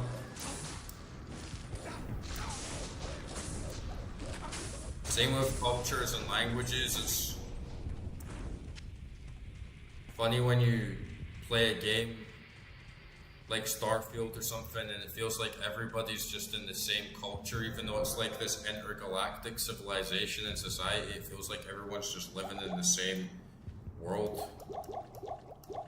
You don't have like different languages, and everyone's just American and modern. There's no real like difference. There's nothing to make it feel like it's just this completely other place with a unique feeling and concept. Well, let's get back to the encampment. Give this to Charcy. Oh, thanks so much. Thanks so much for returning my mallet. I thought I lost it forever.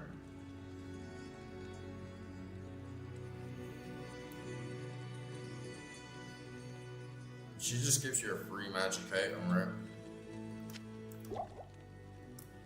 I'll just pass on this for now. I got a respec saved up. I got that like I got the thing from Larzik saved up on normal, so I can get sockets put in a weapon, but I'll save that as well. I have my respec on the side. Yeah, I'll like dump these gems. Should I sell this or should I save it for an Amazon? You know what, I'm just gonna put it in the stash. I'll make an Amazon quickly when I hop out, and then just like put it in our personal stash.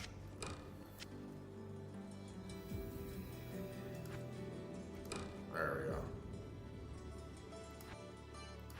Get this topaz in there. We got lots of topaz. As soon as I said last night, oh, I never get any topaz, I might as well just use the ones I have to put in this.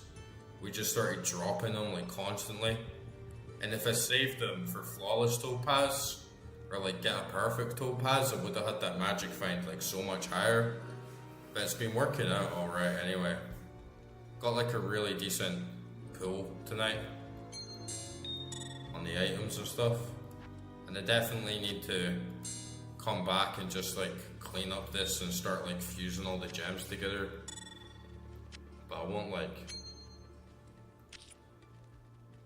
won't do all that tonight. I'll just do that when I hop off instead of sitting on stream and going ding, ding, ding, ding.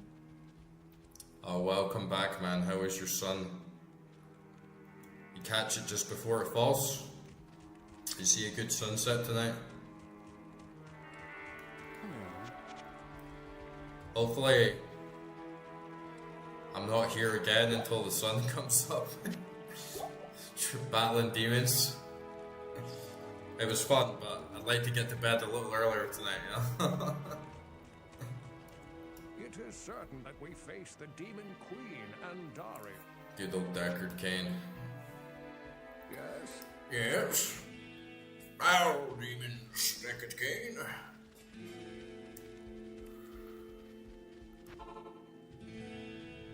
Oh, nice. Like you got a house that faces the sun.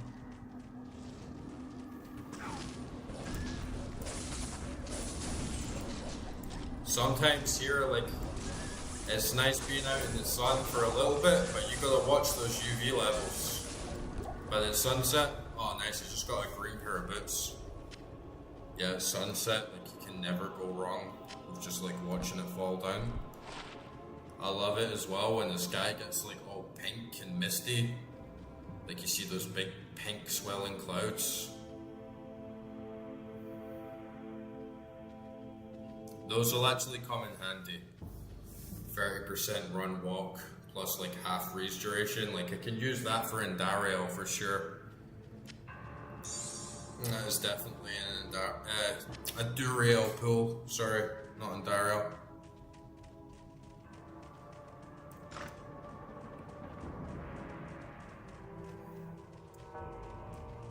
Oh nice, it was like that the whole day. Sky all like swelling up. I love that, man.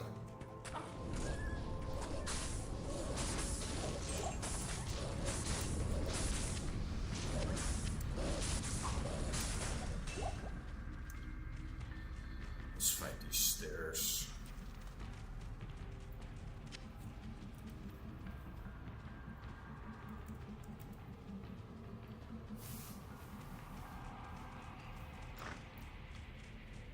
You just have a smoke on the balcony. I had a really sick balcony in my old house. It was really nice. But here it just got like the porch. Still really nice. It's always beautiful when you're higher up. You get a good view, like overlooking your town or whatever.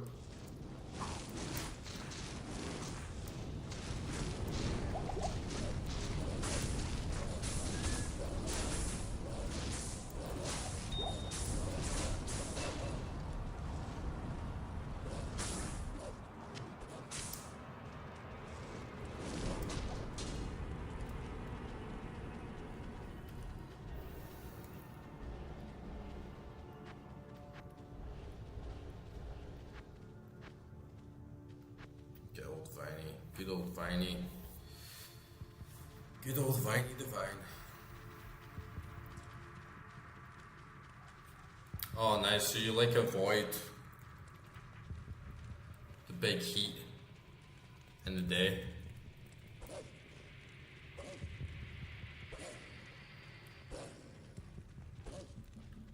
Where the heck are these stairs? Is that like the only place just like down there in the corner next to the waypoint? Man, my bitches are scrolling. Shut up, bitch. Pipe it down, man. The hell are you barking at?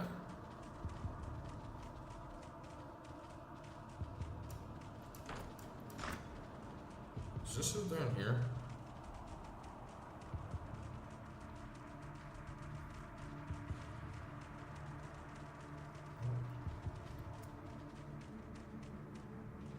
Here.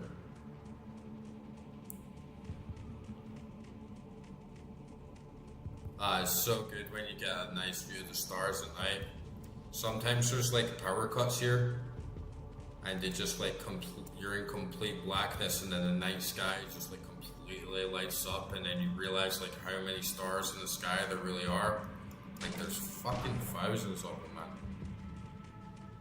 You know, just the whole space is just like scattered with like white lights. It's amazing. Man, where the heck are these stairs? That was the entrance. And then I've gone through like every wall.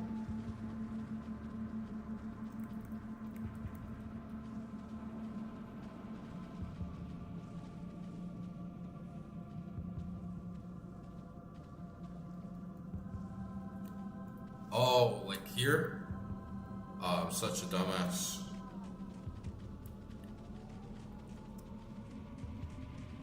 Yeah, it's amazing when you're out in the countryside with like zero light pollution and you can see it all. It just like, it's awe-inspiring. It's really just like, it really puts you back in your place, like big perspective. I had this pair of binoculars I used to take at like stargazing, and they were so powerful. Like it's basically like a telescope level, like an astronomical telescope level, but they were like binoculars. And man, when you used it and you were like looking off into space, and sometimes I would go look up if you could see any planets in the sky tonight to see if maybe I could see like Jupiter or something, or certain like constellations, and then you just stare at them for a while. As soon as you took those binoculars off, you got like huge vertical, like you felt like you were falling off the side of the world. Like you felt like one moment you're like thousands and thousands of miles like off into the distance, then you take the binoculars away and it's like drop like straight back down to earth. It's like, whoa. It was huge, like, you know when you fall down like a lift, or you get that like vertigo and you get that big like rushing feeling in your body. It's like that. It's crazy.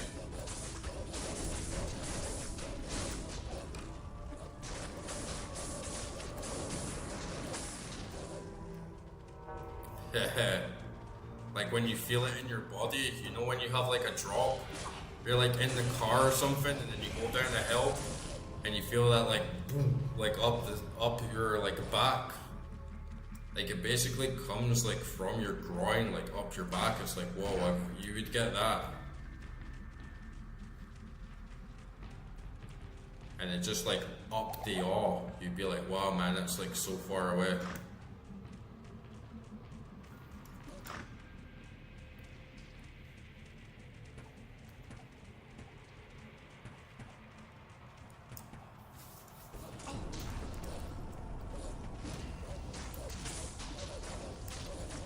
If you're like in the city and stuff, sometimes you can only see like half the stars.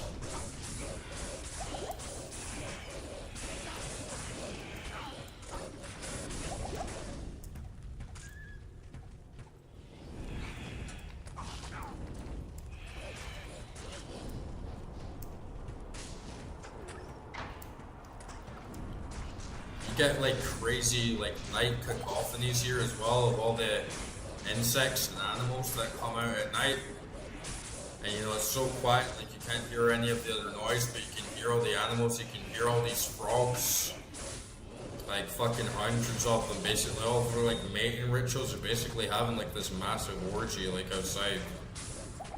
And then you can hear them like crazy. It's like so loud.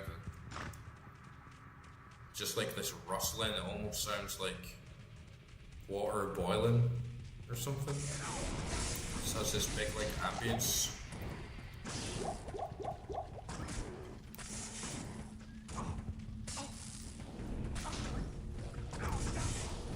Oh, these goddamn missile boys. Look at Jimmy and Timmy and Steve. Yeah, fly around that corner and get them, boys. Protect me. Protect your master.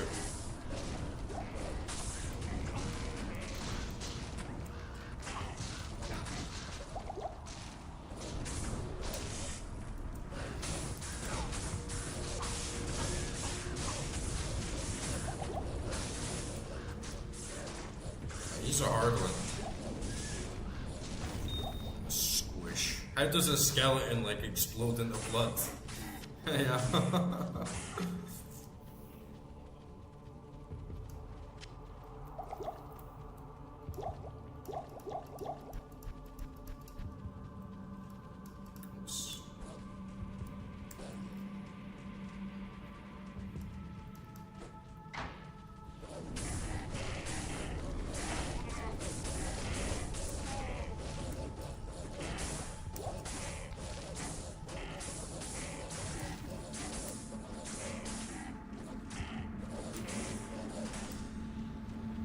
To get that oak sage back on. Oh, nice, I've leveled. Alright, I got 10 points. Let's see if this stat bug is going to change or if it's just like a visual glitch. I'll look at my life this time. It was at 668. I put 1 point in it. It's now at 661. But it's just like the enhanced part, like 680, 686, 689, 694. 603. Like, what the hell? Like, if you're looking at my stats, there's no way that can, like, make sense, right? But then enhanced is, like, 679. That's just so weird, man. I have no idea what the hell's going on with it, and it, like, scares me because I just don't understand. I almost feel like just doing the respec just so I can make sure I've got all my points and just dump all my points in while I have no armor or gear on. Because yeah, that is crazy, man. You just like lose points for nothing.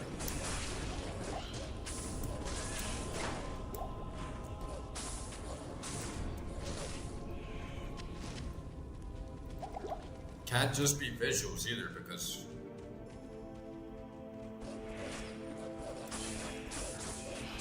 so, like, the number on the left is the accurate one, but so that wasn't going up either. That was doing its own thing as well. Oh, look, now it says 686, so, like, it changed back. 689, 682, 685, 694. Okay, that is working. And you can see my energy was like going up and down. This level is like 699, so that's like my total, and this is what I actually have. So the stuff on the right is like what the stat actually is, and then the stuff on the left is like what my max capacity is.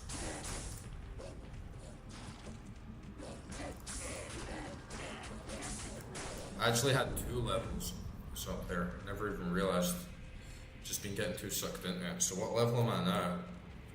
I got 62 lightning resistance and some fire resistance, but the rest is still like pretty bad at like level 43.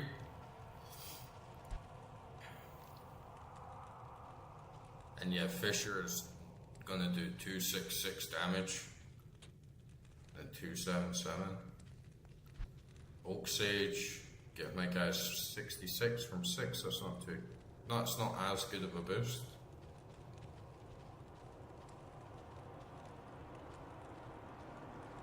Upgrade Divine, get extra heals, man.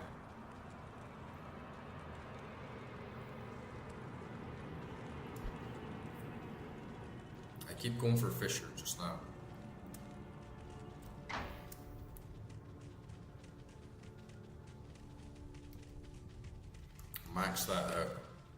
It's a really good AoE for like just spreading out along the ground.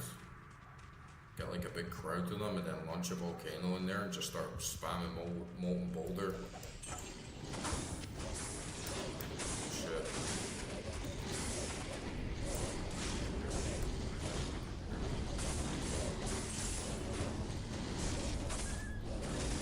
Big boy. Go on, Billy. Love seeing Billy just like run through them, just like even when he's slowed down, he just like seems like so tenacious.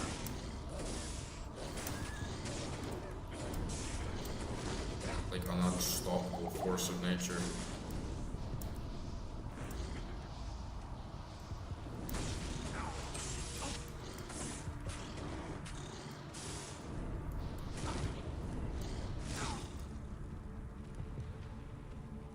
That slowdown is no good.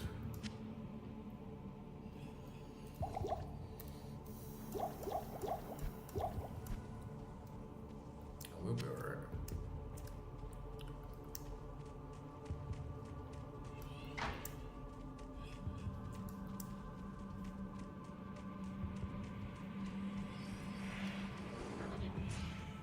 It's a nice vibe, like late night, like coursing through these dark dungeons, like it's chill in its own way, you know. Nice, like, ambience.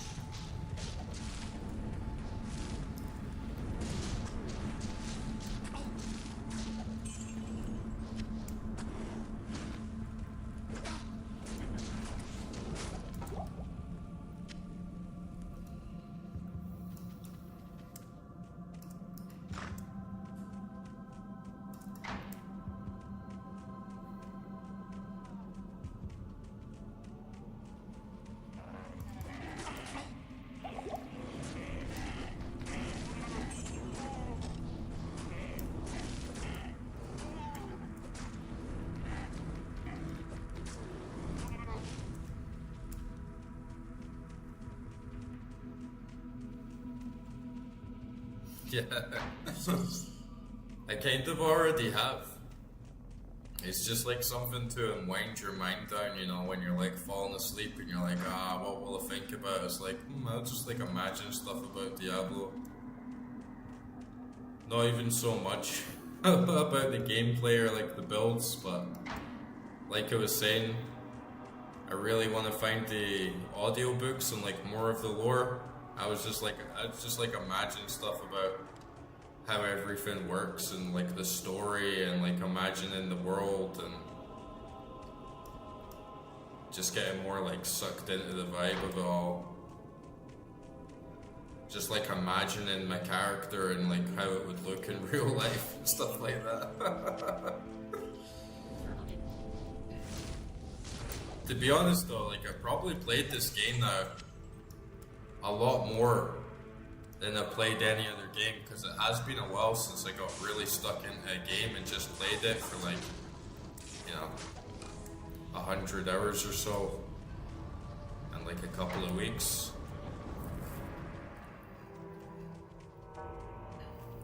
It's maybe not quite at 100, but it is quite a lot for me.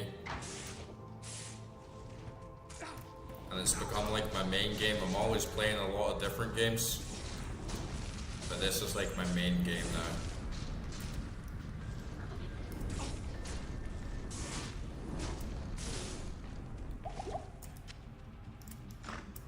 And yeah, it's nice to relax more. It's nice to have a game you can just sort of switch off a little bit and just get like really engrossed in.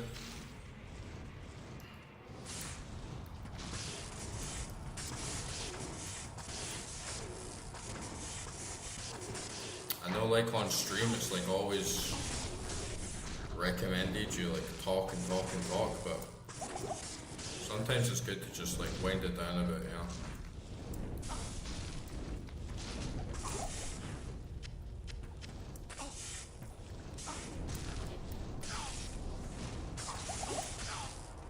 Lets me focus a little bit more as well.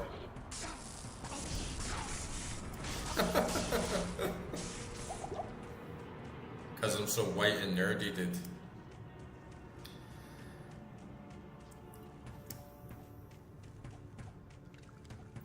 Why be so white and nerdy? Why be so white and nerdy?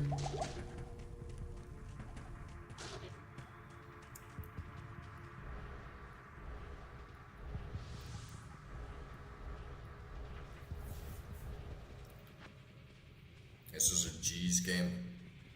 I got G Unit right here. G Unit. The Crow Bros. Old Oak Sage, Mr. Vine. Big Billy the Bear. Beast Squad. Get it, boys. Kinda just getting left behind that fence. They kinda got me there.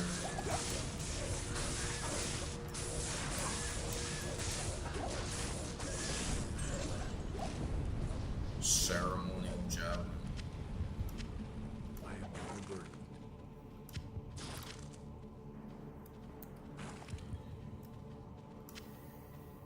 Oh, that'll be trash.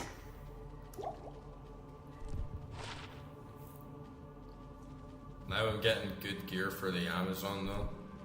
What do you think of the Amazon class? You ever roll an Amazon? That one's okay from macro.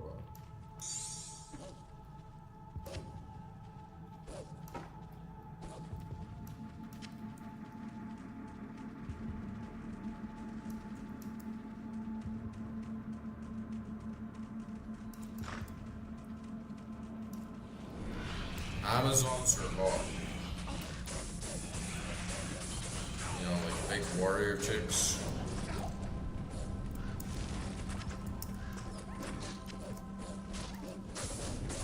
You ever see that episode of Futurama? Where, like, they go to that, like, planet Amazon? There's, like, those, like, 10-foot, like, massive, like, babes.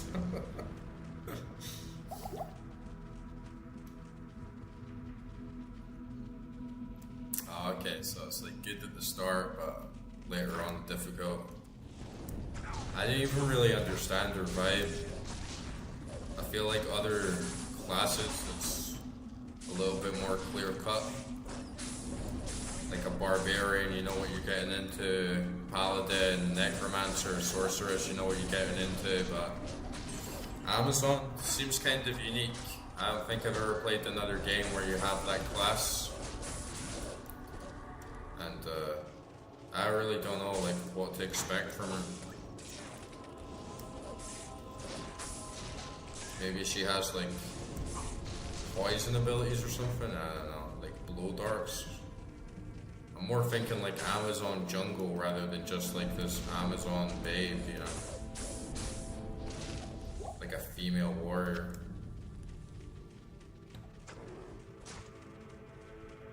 Or it's just like quite like range based as well. Does she have like summons or minions or anything like that?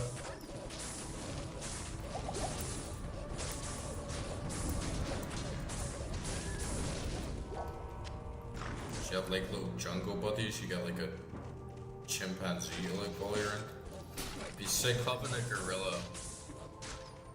Like, could you imagine having like a bear companion and like a gorilla and stuff? That'd be fucking sick.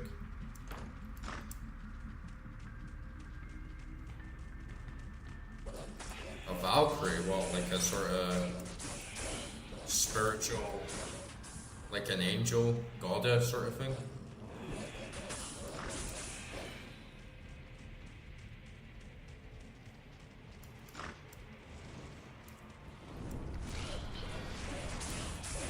Okay, big room here.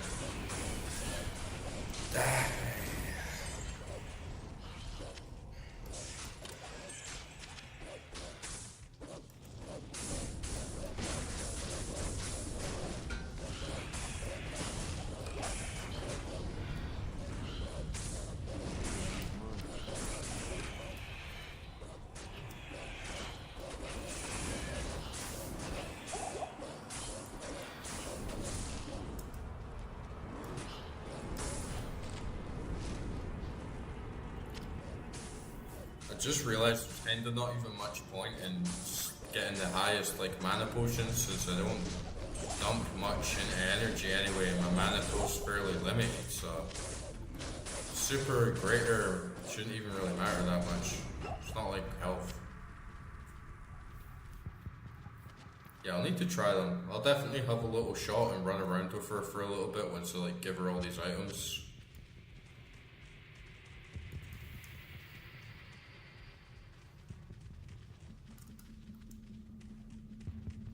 And I made a paladin as well, which seems pretty good, but makes you feel a little lonely in some ways because like so much of the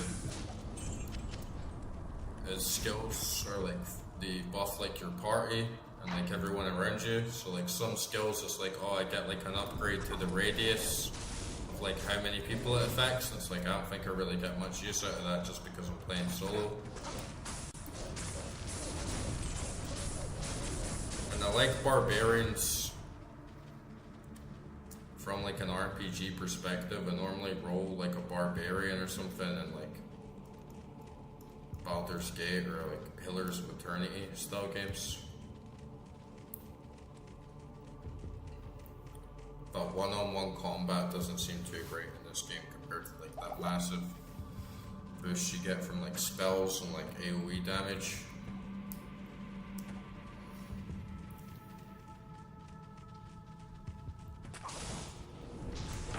Still worth a shot though.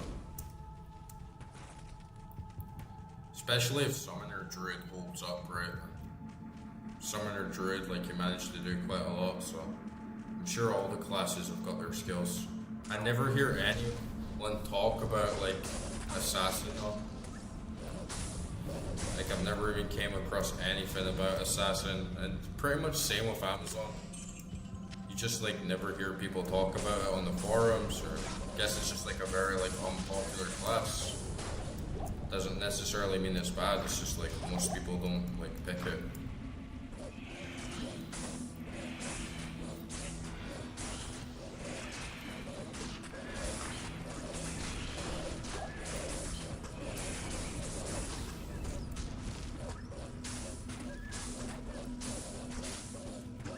I guess like you have to play them quite a while too though, because some classes can take a while to really like flesh out, so maybe Sorceress like seems like a good vibe on your first run, but then as you get into more like end game it doesn't seem as good, and vice versa. It's good that it has that.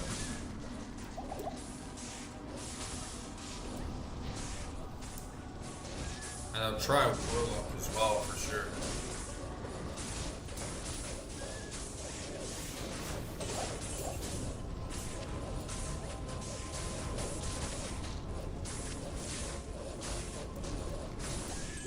It's a shame I can't stick with like Glorious Legacy graphics for Warlock.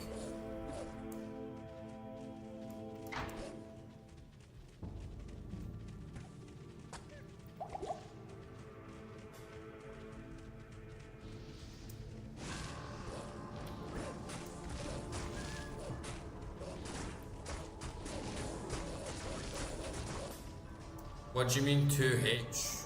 2 hours? Or what, 200 hours?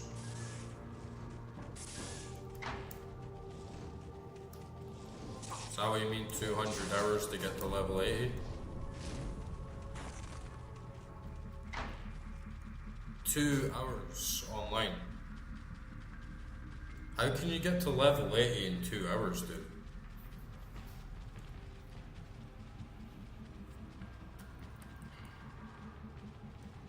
Perfected the farming, you can get to level 80 in 2 hours? That's insane, man. That is loco.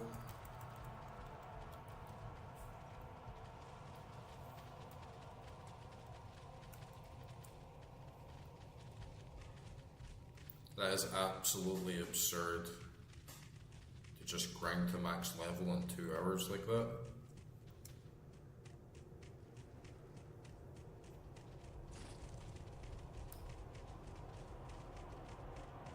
Any character, And why is it online? Is that just like because you can scale up with like a party and get like way more XP or something?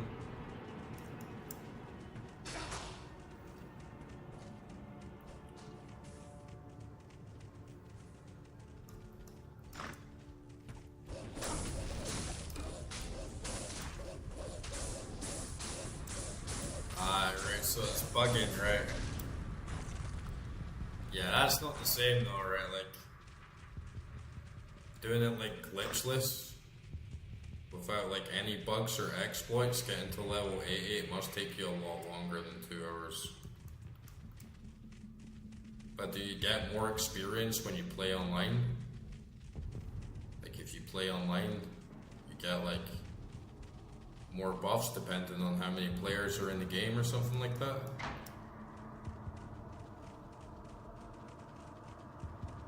Grush, called a grush. That's like grip rush. Am I missing these damn stairs?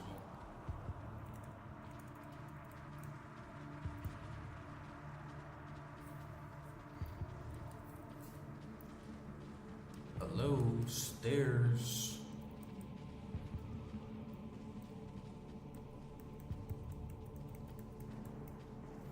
Maybe in there?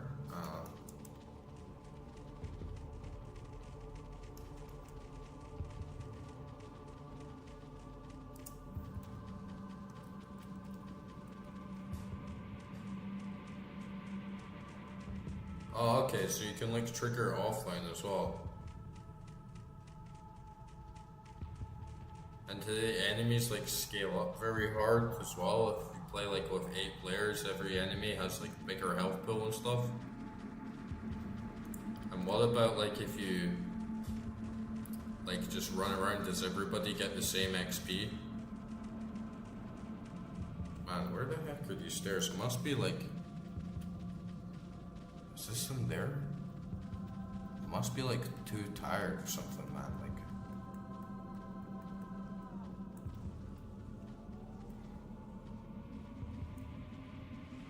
Like where the hell are they? Is this them here?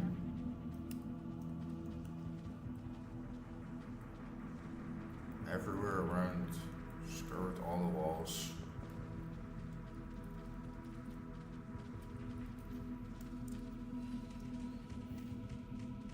You think it would have saw them, right?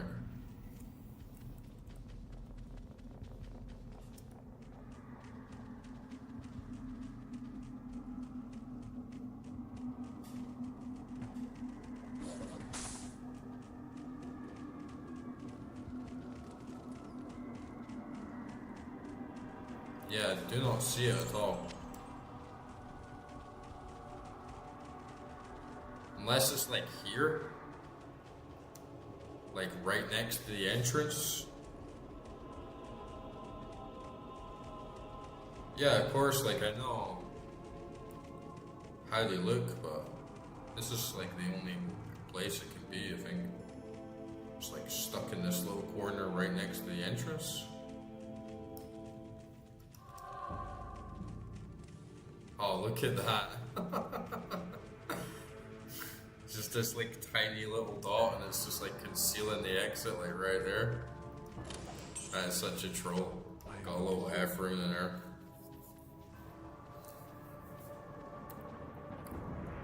I am overburdened.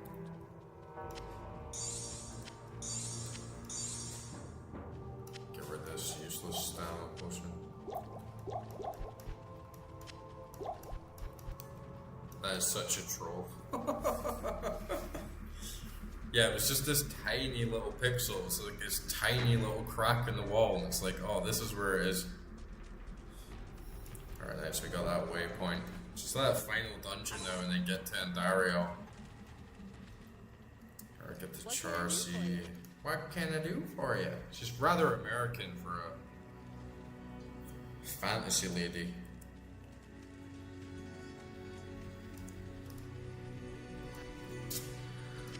What can I do for you? You want some of them items repaired or something like that?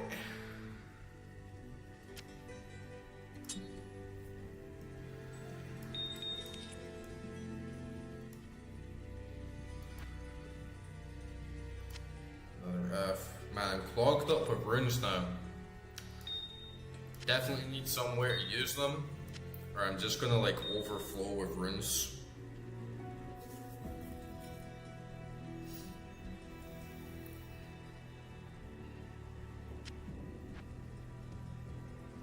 This can go in my personal. We'll definitely save those for Durail. It's got really nice run speed plus half freeze duration, so that'll definitely come in handy for Durail. I'm walking about like an idiot around here. I'm walking around fucking circles, man. Repair all. That would have been a very nice feature.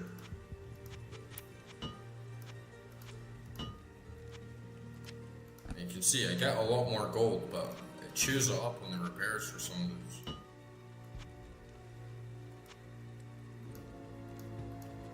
We all good? We all good? We all good? Okay.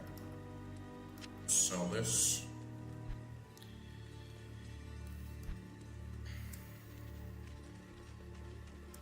Is it literally? Fucking epic fail, boys.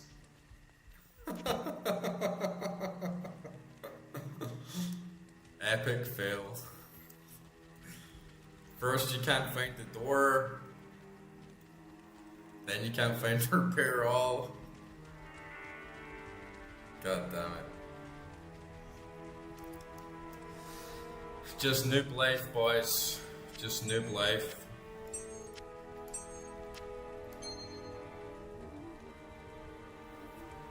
Way too many potions up in this bitch as well. Like, we got Andariel coming up, so guess I'll hold on to them for now. It's quite a stretch. It's gonna be like 6 floors, I think. And I don't know. I do have some items in the stash. Man, I'm fucking tired or something. I can't even fight this waypoint. I do have some items in the stash just like waiting for that extra poison resist if I need it, because currently like I'm at -6, which is not like good at all. But I don't know if I'll actually need it, because my strategy is kind of just like don't get hit at all. Just let the minions take care of it. It's been working quite well. And Dariel's not too hard. We should crush her.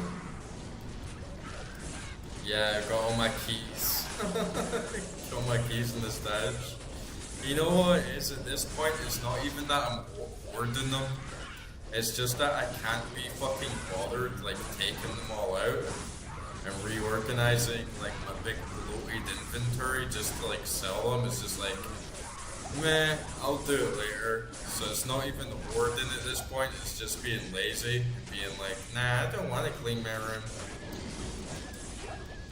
I'll do it tomorrow. Then a week goes by and it's like, yeah, I'll just do it another time. I can't be bothered doing that right now.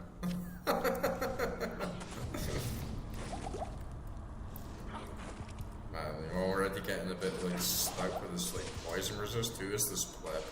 Just like took out all my crew. It's like that is a revenge moment.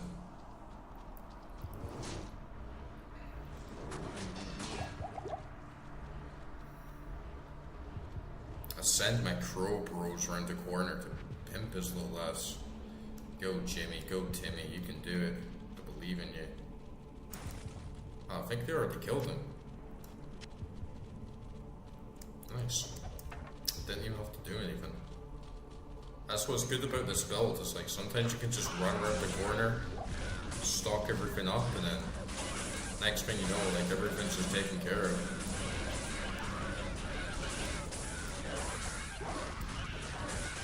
There is a sort button in the inventory, are you fucking kidding me? Why is this not in the help section? Why is this not in the help section, Blizzard?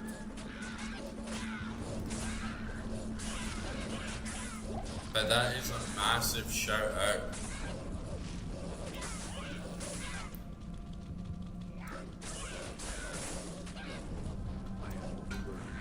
Yeah, this is Diablo 2 Resurrected, but I love the legacy graphics as well.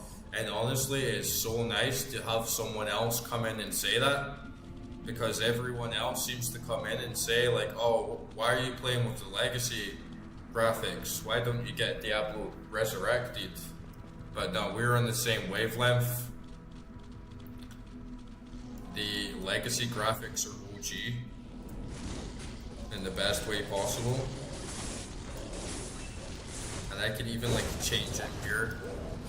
It's just not the same, right? It's so dark and like black, and I just don't vibe with it. Like, look at it, it's just black. There's nothing there. Like, what graphics?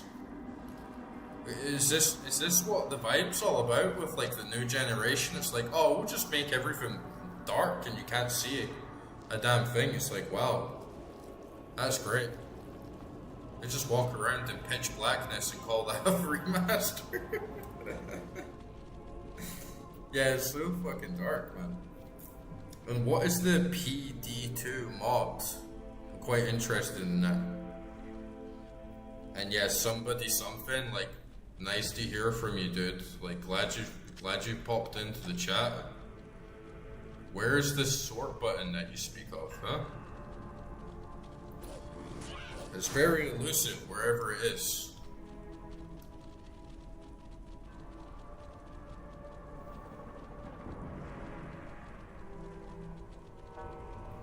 This elusive sort button.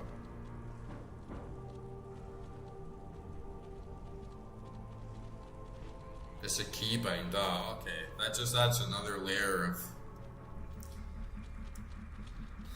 obscurity.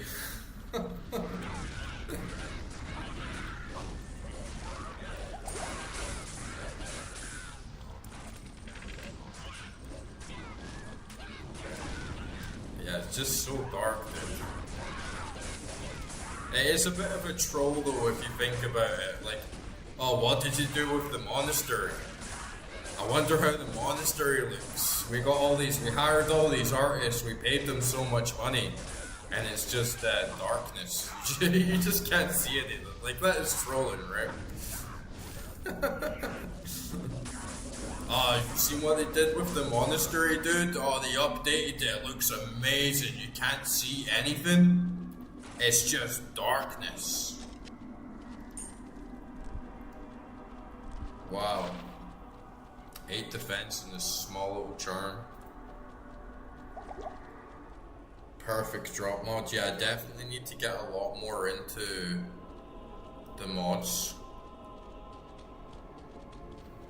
But I imagine as well the mod scene must be like so much more like bumped up for like the original game, right? Like, The supernatural is strong. it must just over the years, like how much more people have worked on it and like modded it. It must be a much bigger scene.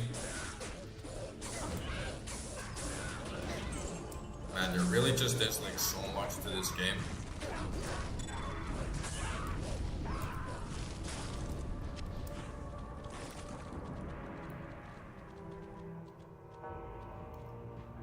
Yeah, okay, let's see. Configure controls. I don't know why I'm like humming the John Cena theme tune, but there we are. Show portraits.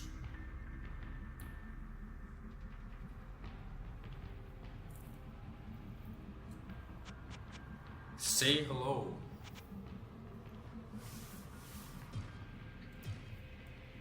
What's this all about? Help me. Help me. Follow me. Forgive me. Forgive me. Retreat. Goodbye. Die. Die. Die. Nice. Time to die. Time to die. Okay, I like that. Get some tongues.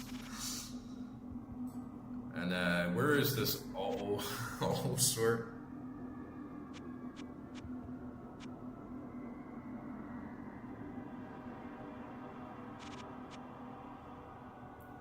Center automap, party on automap, next stash page. Yeah, I don't know. I don't see it, dude.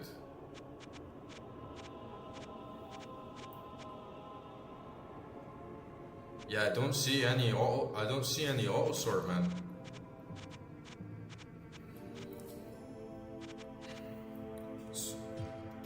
Must not be there. I did have a good look through the hotkeys and controls, you know, because sometimes you can like miss certain little useful things like that, but yeah. Maybe you do need a controller. What's Project Diablo? It's just like a fan-made, like massive overhaul mod. And wow, you even have like a active community in some of these mods? Okay. Yeah, like, I'm not gonna like switch the controller now. That's kind of bullshit though, that you can like auto sort your inventory if you have the controller, but you can't do it with a hotkey on PC. Like, it's kind of limited. Maybe it's for casuals, right? Like maybe Blizzard are like, but what about all the casuals on console? And they're not gonna be able to like sort their loot out, right? In fact, you know what? That is probably what it is, because if you're playing on a controller, it actually genuinely would be very hard to like sort your loot yourself. It would be very like time consuming.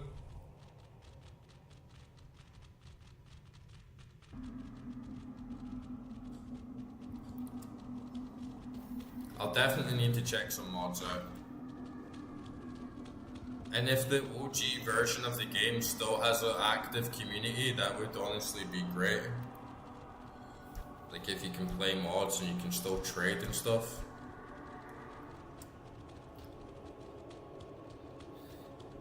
You said it was harder as well, right, Issue? Like you said the OG actual version of the game is harder. Is that actually because the enemies have like bigger stats? Or is it because just like quality of life issues and stuff? I suppose it would be a bit of both, but...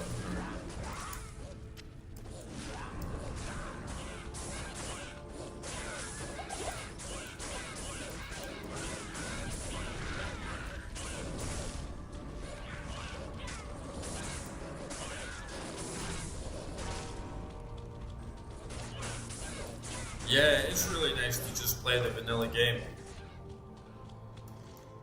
Obviously, you want to play the vanilla game, right? Like before you jump into any big like overhaul mods and get like the proper experience, so you have a good like framework and like the ground's laid down, so you're on the same wavelength as everyone else.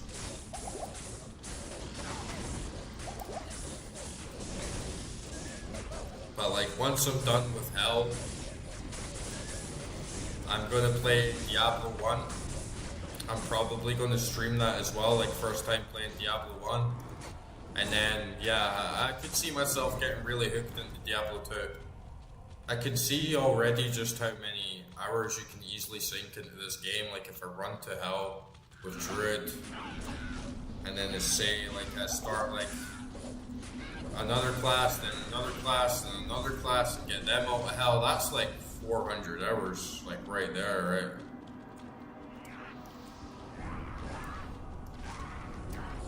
Not enough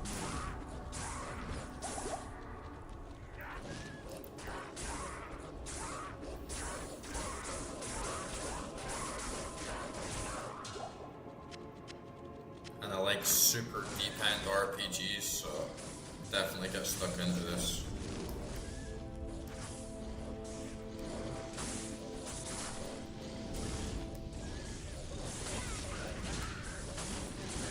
Ooh, nice little pile in there.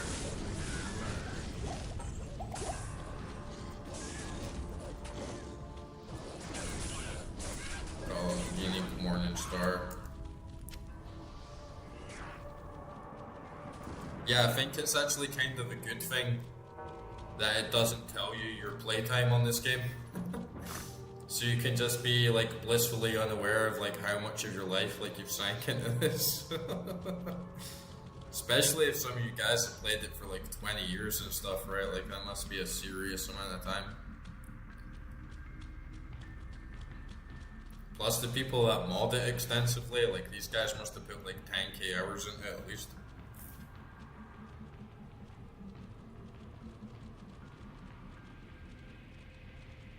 Yeah, I'll definitely keep an eye out. I'll definitely look up PD2 mods and see all the changes that it has to offer.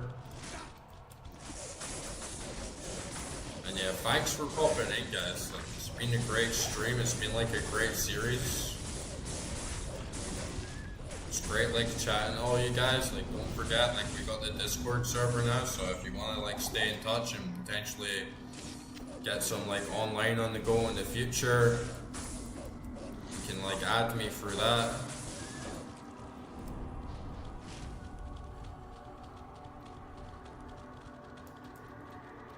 And also, like,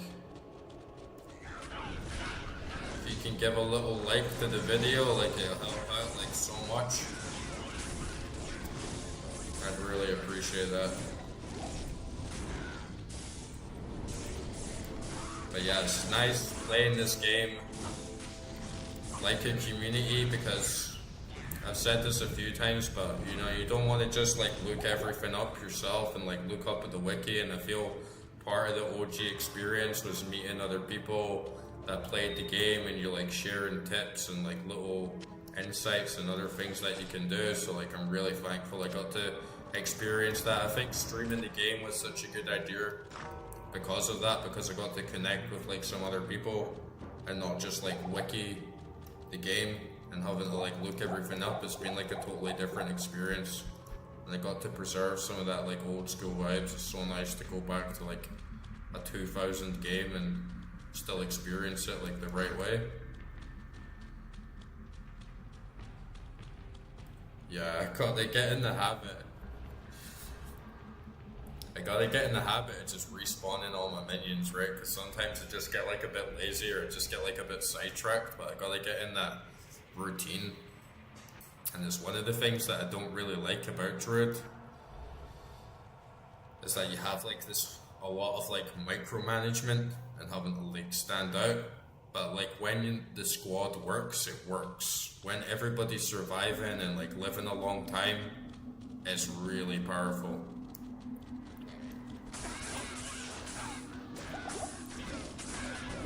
Because they'll just absorb everything, they just tank it all. And I don't really have to worry too much about like getting hit. It's a shame that some of the stats are useless. Like, why dump into anything else really except vitality? And it's a shame that you don't have like a stat that can maybe like upgrade your magic power and make like the minions a bit stronger. And yeah, it's Jimmy, Timmy, and Steve.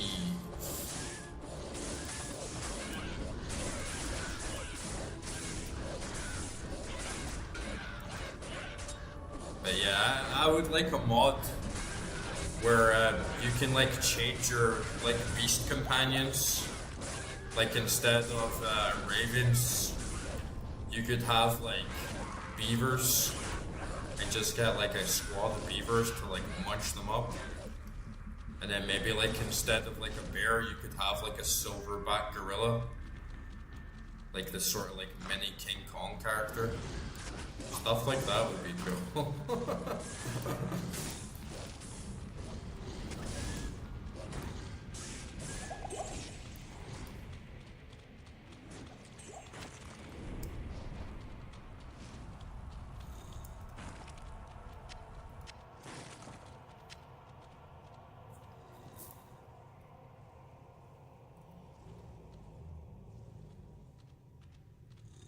Yeah, I know that if I put more into the minions themselves, they'll get like a better point, but it just feels like sometimes the attributes are a wasted feature of the game when you basically just dump everything in vitality.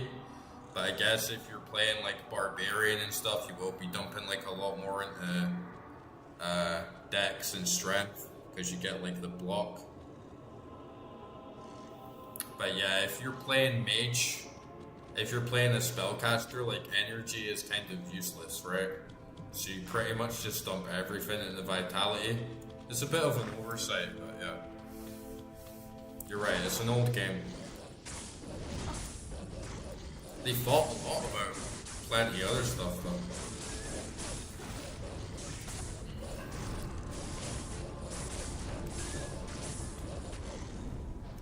And it's still very deep, don't get me wrong, obviously it's a great leveling system. The simplicity of it in many ways is surprising because it does have so much depth and like variation you can build a character.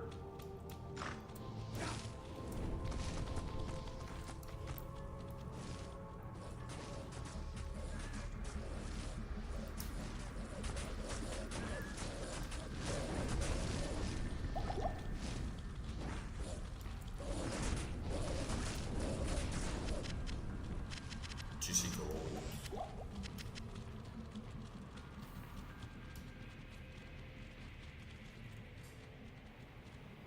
So you basically just exclusively play PD2. It must be a good mod. I like getting a good mod like that for games like on XCOM. I just play Long War, you know, because like Long War is just like such a better like hardcore experience than playing the vanilla game. There's pretty much like no point in playing it, right? 6% chance to get magic items. Forgot about this Morning Star as well. 90 attack, 6% mana stolen, level 2 telekinesis. Meh.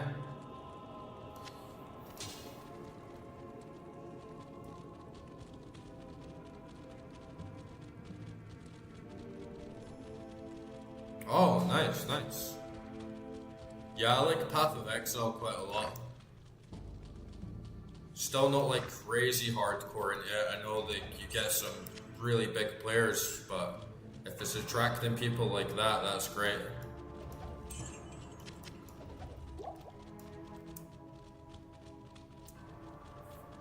And my minions are doing a really great job. I don't know if you guys were watching last night, but I got this shield that gives me +1 to all skills, which doesn't really seem like that much at face value. But when you consider how many skills that I have as a druid and how many minions I have as a druid and how all the skills sort of like scale up and synergize into each other, it was a massive, massive boost. And Nightmare mode is a lot more fun. I'm definitely enjoying it a lot more. I'm feeling a little bit more Path of Exile. You know, there's more enemies on screen, there's more modifiers. There's generally more stuff going on, there's better loot, it's more like enhanced. But it hasn't been too difficult. Definitely getting the vibes that some of you mentioned, like this is the real game, like starting, like it does feel more like the ARPGs that I'm used to. But it's not been like crushingly hard or anything. It's been nice though. Been a really nice balanced feeling experience, at least for a noob. I mean, you guys will probably just absolutely smash it, right?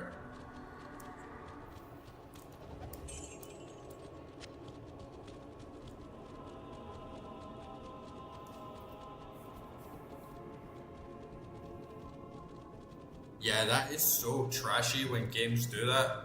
And I remember Bethesda, like they shut down a mod for like Fallout 4. Sorry, they were going to remake Fallout New Vegas within the Fallout 4 engine, and then Bethesda's just like, nah, you can't do that. Like, I never knew that they would even shut down a stream if you played in a private server, though. That seems like a bit extreme. I think they must be like walking on eggshells a bit right now with their community, because I feel like Blizzard knows that they're in a bit of a risky situation and they've lost a lot of loyalty from their fan base, and they probably don't want to just get in a big like controversy and drama by kicking up this fuss of like, oh, we'll ban anyone that plays a mod, like you can only play Diablo 2 Resurrected. It's a shame when gamers do that.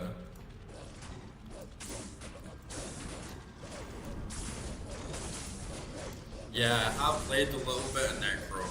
Only like to level 9, so like not very much at all, but I did get a taste for Corpse Explosion, and obviously I played Path of Exile a lot, so I'm familiar with like a lot of skills that's like used in it. And I have like some very, very good items like to use for Necro now that I found.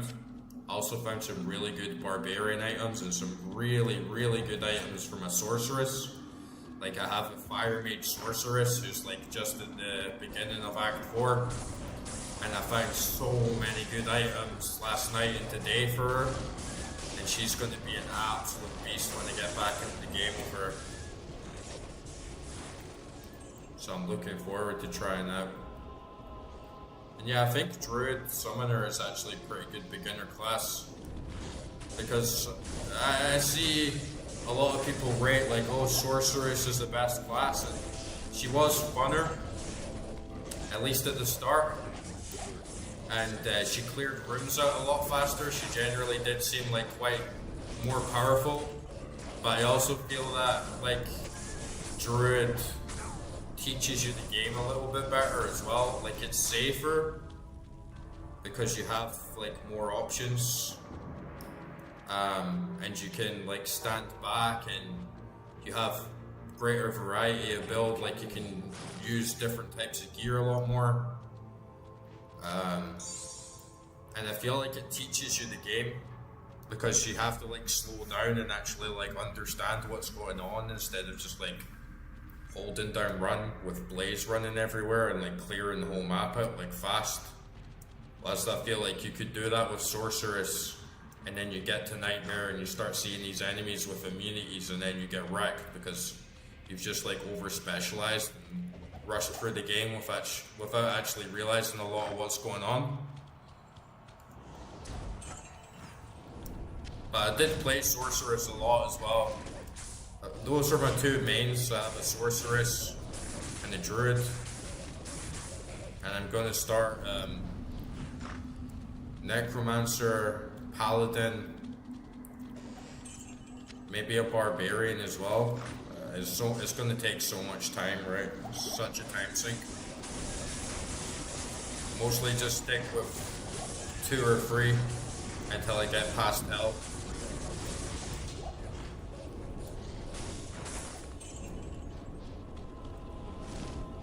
Yeah. But I actually like that about this game. At first when I was playing it, it was like, it's kind of annoying that there's so many classes. And it means that there's less chance for you to get like the Druid items. But then I started to see like, oh wow, like I'm playing the game as a whole. So I can grind for Sorceress while I'm playing Druid and grind for Druid while I'm playing Sorceress. So it kind of adds another layer to it that you're playing the game as a whole with like all the characters. I'm not going to roll all of them though.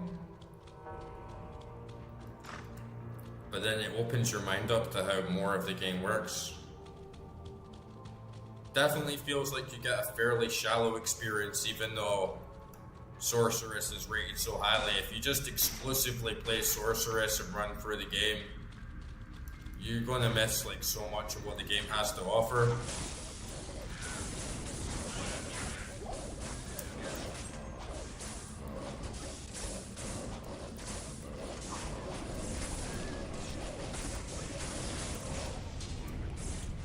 Yeah, still got a little bit for that boss, right? Like Andariel, she's still like a fair amount down. I mean, we're on level 4 now.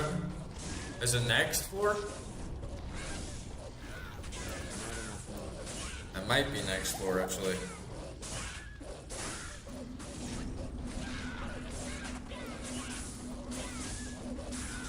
If you see me walking around like an idiot, it's because I'm looking down at the chat as well. But yeah, it's so like tight when you get your minions to just back everyone up in the corner and like get like this little choke point, and there's like nothing they can do. It's just like a huge meat shield.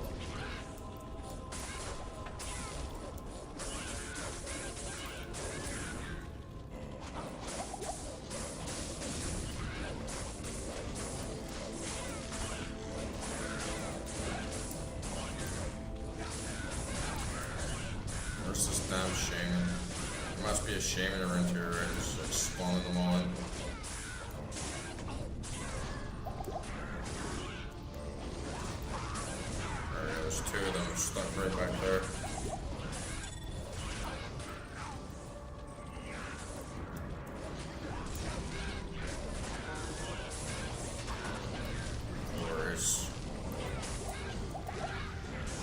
I really like this style as well because I played a lot of Baldur's Gate and a lot of Icewind Dale, and it's really nice to have this like real-time like RPG like strategy.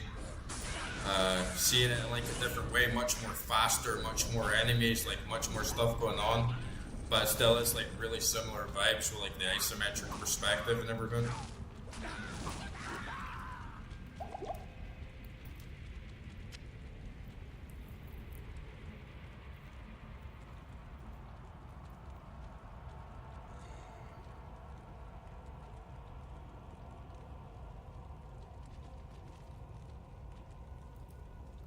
Yeah, I got no idea about ladder and like league and like season. Oh, I think Andario's actually in here, right? So I don't even have to go much further.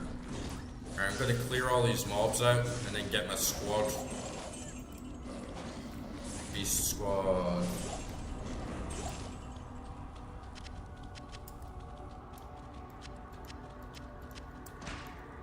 Oops, close the door on myself. This Billy, just useless bastard standing there doing nothing.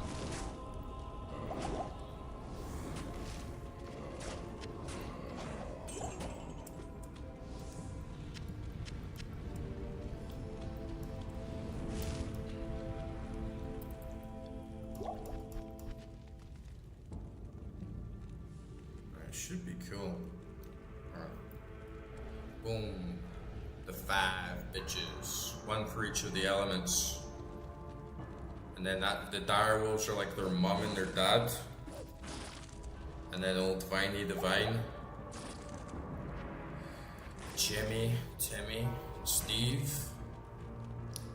Billy the Bear. And the Spirit of the Oak.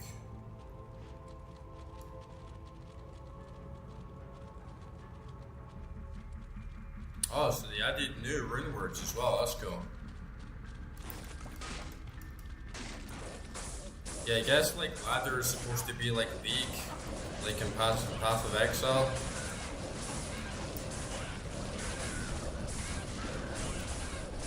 Does it like reset? To be honest, I played Path of Exile a lot, but I just played it solo. And I never really got into like League and stuff, because I did play it a lot, like I played it for a couple 100 hours, but I was always like on and off over the years and wasn't like super committed to it. I know they can get like so much deeper and like so much more expansive, but yeah, I just like never took it to that level. I always wanted to though. I always wanted to get like really stuck in it on like a sort of pro kind of level.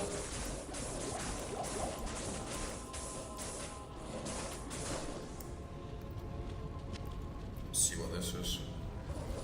Oh wow, I actually have 0 tomes of identity for like once in my entire life.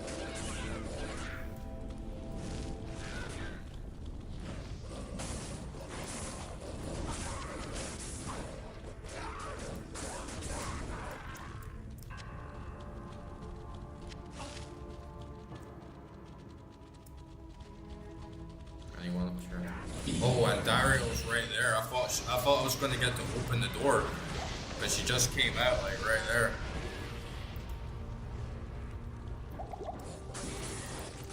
Get her, boys. Oh, Billy got pooned. Billy! I'm just gonna run back quickly. She shouldn't have followed me all that way. I'll just use a little scroll and jump back, sell this shit, and then jump back with all my minions.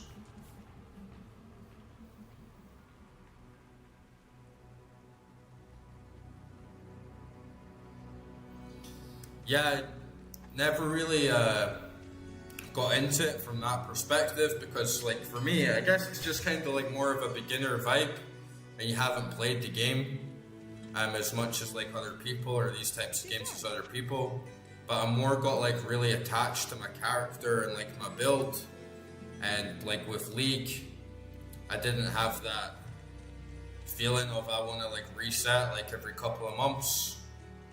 But now I can see more of like the appeal of like always doing a new build and like seeing like the next drops that you're going to get and seeing like what else could happen. So I definitely want to get into it more. I mean, I can't really play both, right? It's just like too much of a time sink to play like both Diablo 2 and like Path of Exile.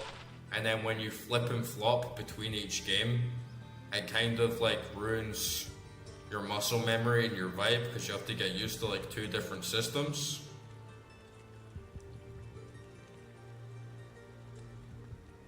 But I definitely could see myself getting into it with Diablo 2, for now at least. I definitely like to try online and like the ladder and everything like that for this game. Just like I like having the OG experience. I know if I had this game back when it came out, I probably wouldn't be playing it online. I would probably just be playing it like solo, like by myself. So I'd at least like to get to the end of hell, and then once I've got to the end of hell, at least I'll probably like not be at a point of like joining ladder and having everyone like tell me what to do so much, you know, like sort of beat the game and proving myself a bit and like ready for the next level, if that makes sense.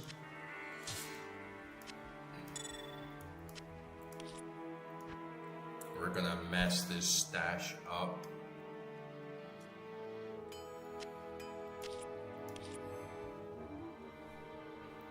I definitely need to do a big cleanup.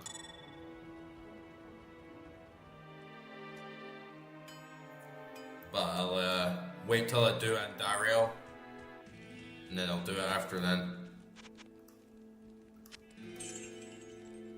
Probably gonna need some extra mana as well.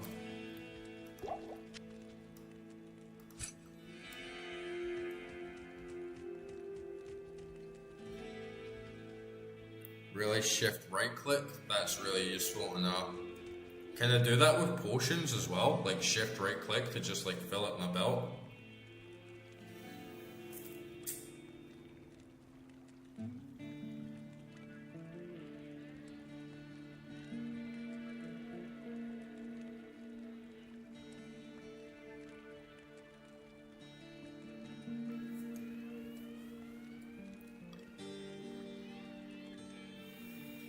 I'll try it with the portals.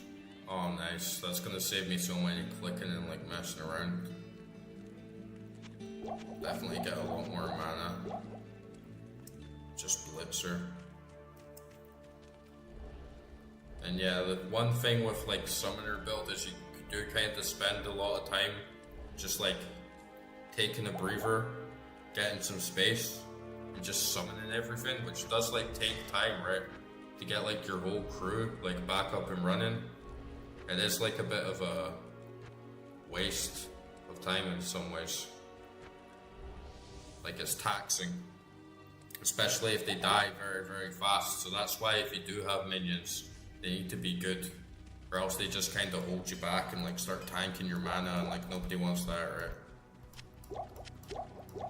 But yeah, this should be good if we just run back in now. Yeah, I guess you're right. Defense not really important. I was more just like holding on to it last minute whilst I like ran into Andario just to have that extra bit of stats, but yeah. So these health potions weigh me down, man. I hardly use them. I mean, I even feel like I should just have like free mana, but yeah. It's just like emergencies in case I start getting tanked like very fast. Oh my god, I fucking never got Catacombs Waypoint, boys. Oh shit. At least I didn't exit the game, right? We just need to like run back.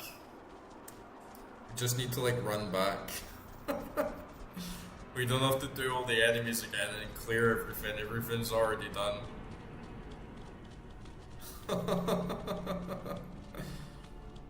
Man, so many gamer moments tonight, right? Just like so many newbie gamer moments.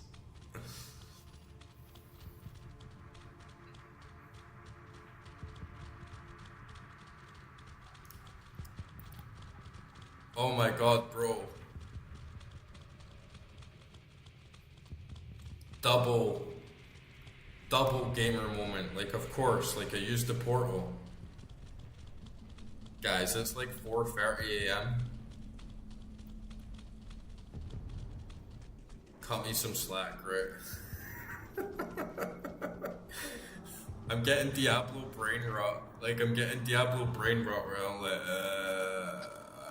we're going out of the waypoint. I just need to get more lit. I'll do it later. I'll stick the mustache later.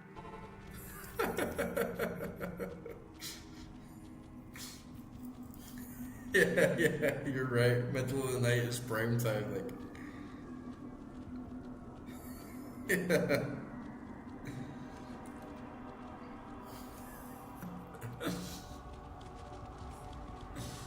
Bear with me, guys. Bear with me. I'm a streamer, alright? Sometimes we're kind of trash. Alright, get in there, boys. Man, I thought she had like so much more HP done. Did she like regen or something?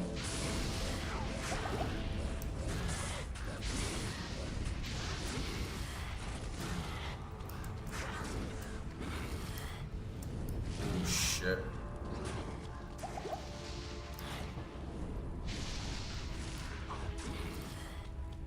Oh shit. She's actually pretty strong.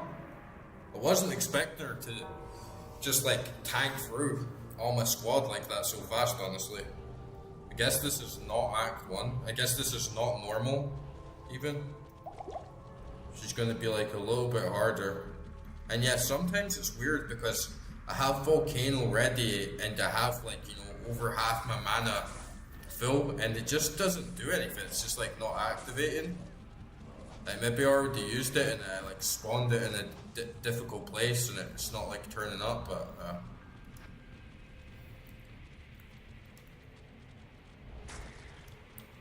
get Oak Sage as well.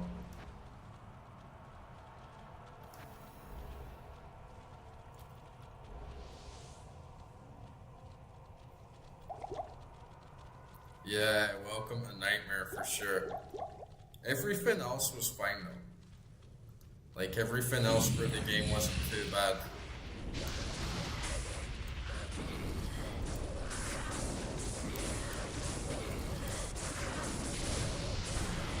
I bet Baal is going to be a pain in the ass because even on normal he would have so much health.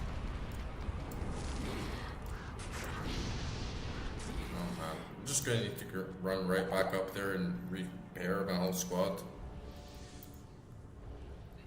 That's kind of how it goes on these high level fights though, is just sort of retreat and like run back and like live to fight another day. Man, I don't know why my hotkeys just changed there again as well.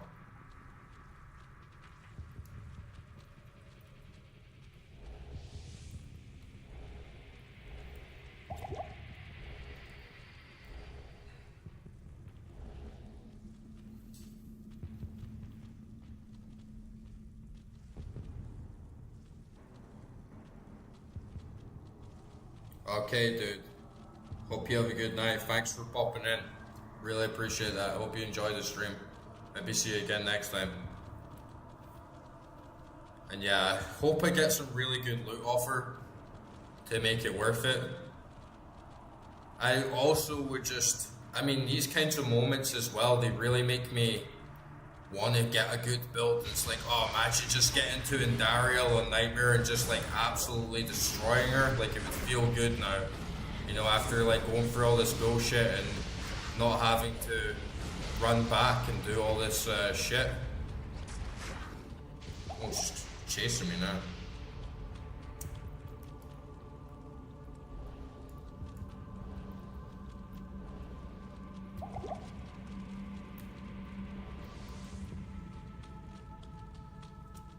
So it makes you want to get good, it makes you want to get better and clear out faster. Oh, still in the fucking wrong walls.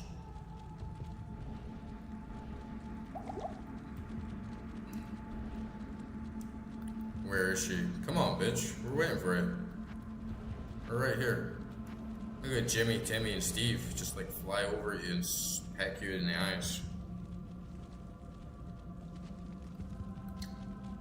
Yeah, I bet Aunt Ariel in hell is even tougher, right? Where is she? Come on, you big ugly bitch. Just like run up to your loot.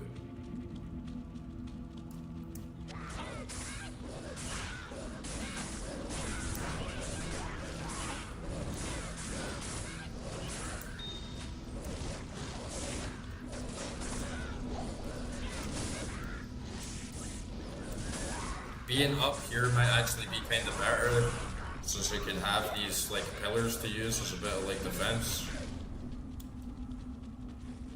Maybe like pull her up here.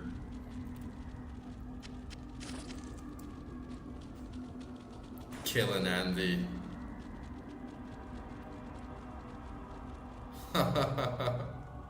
The faster you kill, better drops. Is that true? Man, that makes me feel sad. For chilling. That makes me feel sad for chilling, man. I had no idea about that.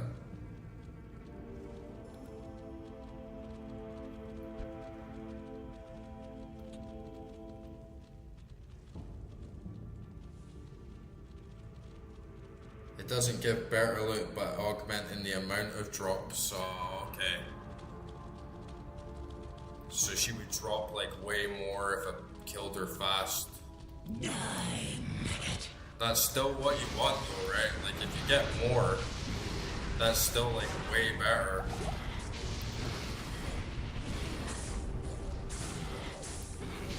Yeah, we're gonna get her. I give her like one more round. One more round and she should be toast.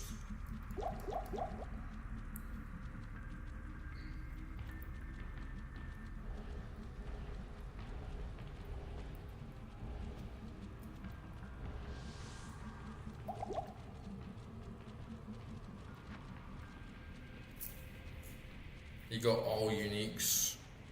Nice. Yeah, I mean, if she does drop like way more items, if you kill her faster, honestly, that's like even better. And if you can get like all uniques off her and she does like a really big massive drop, then yeah. I'm probably gonna get like one item at this point just because I'm like chilling in the background, like taking my sweet ass time. But that's kind of how it goes for Druid Summoner. It's slow. It's not like too overpowering or damaging. It's like slow and steady wins the race sort of style.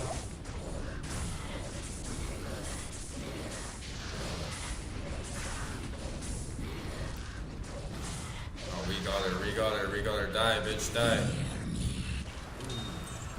Yeah, we got like one unique. But that's like really good to know that you're gonna get way more. Like that is really good knowledge to have in mind.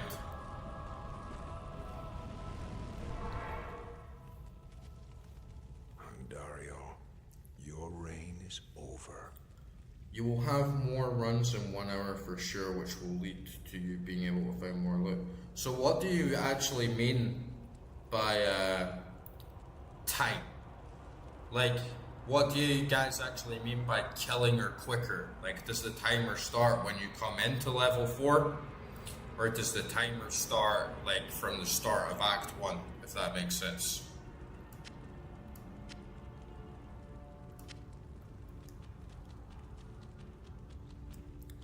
Yeah, I have, like, 100% Magic Find.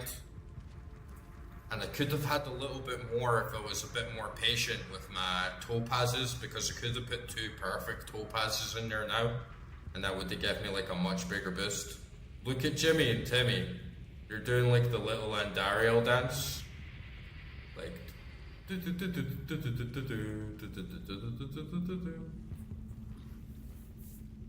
But yeah, I have like...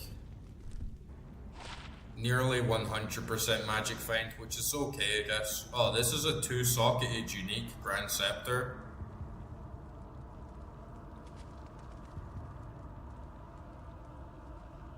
Yeah, but how does the game calculate Oh, okay. It's like how much you like crush her like from the start of your first hit, like how much damage you do. Oh, okay, I get you. It's like your DPS, like overall, like attacking her. Yeah, this may be good for a paladin. +1 meditation, but then it has 2 sockets, 10% faster cast rate, 6% mana stolen per hit.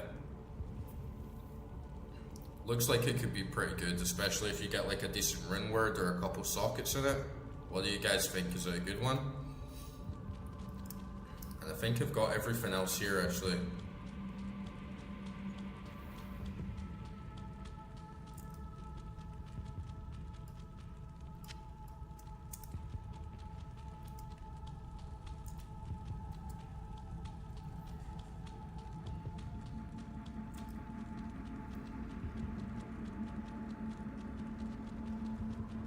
Yeah, you can get 2 slots in there as well, 2 sockets, so it's definitely going to be worth something. Hello. Hello. And Dariel's death brings about renewed life for us all. This is a great This victory is a indeed. great But victory many more indeed. battles await. I will accompany you on your journey, lending what assistance I can. Remember, Diablo is still out there, seeking something in the desert. Yeah, that is true. This nightmare will not end. That I do have to like put up with cooldown quite a lot, but maybe Molten Boulder cast rate. Caravan is prepared. We may now journey eastward to loot Golain.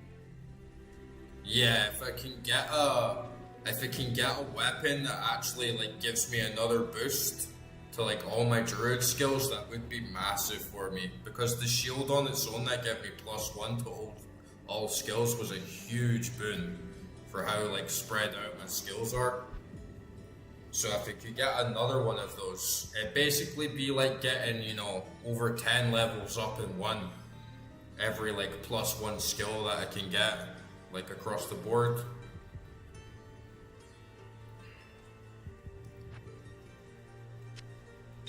That was good though. Like we got to Act 2 pretty fast. Let's take these. Let's do some cleaning up.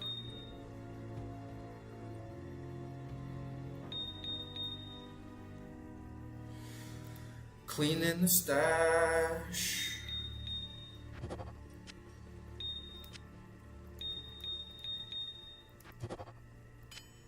Get some perfects.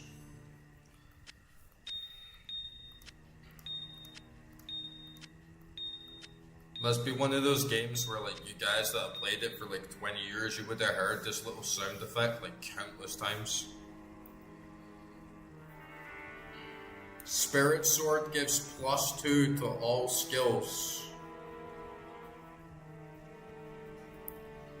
Yeah, we can grind for it though, right? Like we can get this, we can get the runes.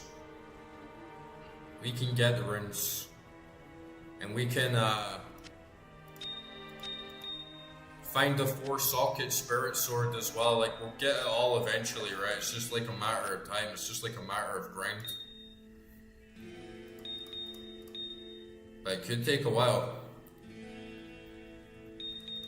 That would be absolutely huge though. Those are the sort of like dream build moments. It's like, wow, imagine having +2 to all my skills, plus a +1 shield. Then maybe finding something else that gives a +1, it'd be like a massive boon, guys. And yeah, I'm gonna keep a hold of this just now, just because it's a 2-socket unique. It is rare, like just for that alone. And maybe I can give it to my paladin. I've been giving my paladin quite a lot of juicy items, so I can like keep stocking him up with like some good stuff. Yeah, I've got warts, I've got 2 AMs, I've got a bunch of towels, I've got doll, F, Eld, L, Nef, a shit ton of tier roots. I don't know if it's worth like selling some of them at some point, because I am just like getting a bit too many tiers.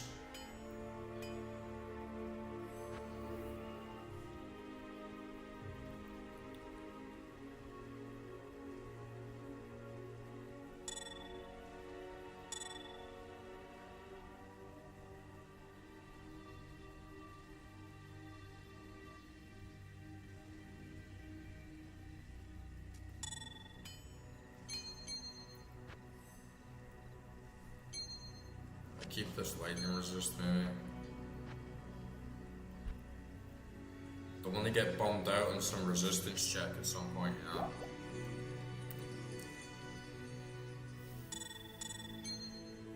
I have 10% faster cast rate on a ring as well, right? So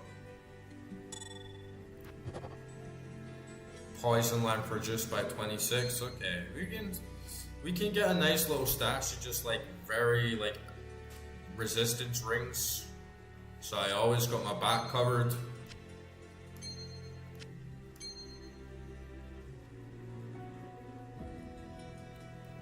At least get rid of this lightning resist 6. I have another ring somewhere. Lightning resist 11. Come on. Try with this. Let's see what we can get. 36 extra percent gold. Man, that's okay, but get a lot better than that for sure.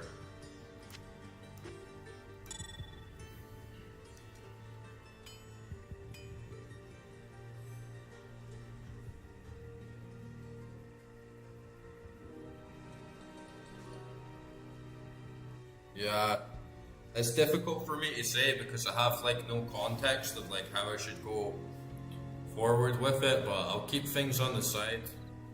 I'll keep like my options open. My build is pretty good right now, so I'm not like stressing out too much about like needing more power. But I can look more into it. I definitely like the sound of having like a +1 or a +2 to all my skills. Plus, if I have a one-handed sword, then that's going to scale well with like my shield. And I'm going to keep stocking up on like rings with like resistances, like good resistance rates, just in case I come across any big enemies or bosses that just start tanking me with high like elemental damage. I'll clean my stash up as well by just giving a bunch of stuff to the barbarian or paladin and Amazon and stuff like that, just so I've got like a decent amount of space. And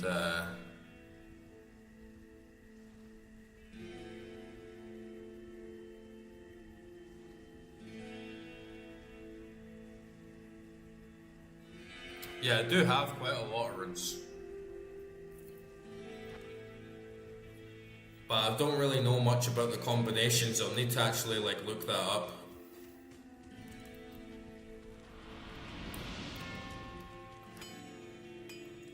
One thing I don't know if you guys have an opinion about is doing the imbue from Charcy. Is there like a pretty good strategy for that? Like, is there a consensus on like the best way to use the imbue, or should I save that for later as well? Because you could buy a common item and like boost that up, but it just depends like what's good. Quite happy with my gear overall, so. Good morning. Good morning, Mr. Warif. Finally we may rejoice. We owe you a debt we can never repay. I only hope that in time we will be able to rebuild our order. And they do have that respec like sitting waiting on me.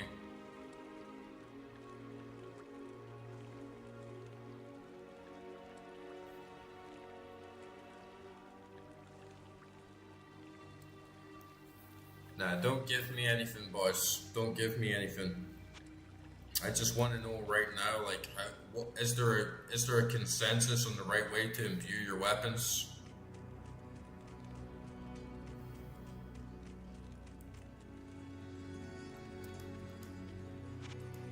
Because I do got that free imbue, but otherwise, I think I'm pretty good to just like move on to Act 4, Act 2 even.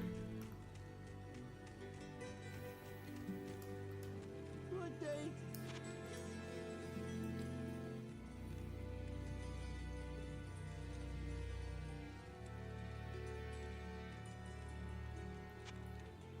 Greetings.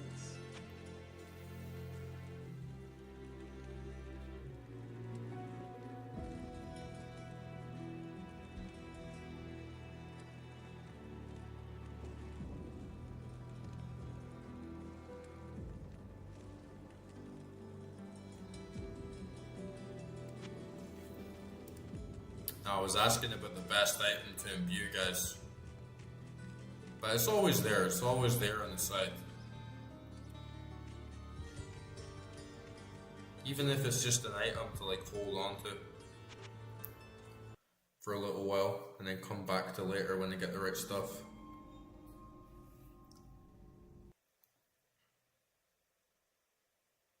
Yeah, I know the vendors reset when you walk out of town. I am Jaren, Lord of Loot Golain, and I bid you welcome to my fair port. But yeah, that was a really good session, guys. I'm gonna call it a night there. Really good session. We like smashed Act 1. Really good start to like doing Nightmare. I don't think we'll get much hassle in Act 2 up until Duriel. The spacing of like the enemies in this section of the game is like very like crushed and like squashed together, so it's not too difficult, especially if you have like a lot of meat shields to get you through like Spider Cavern.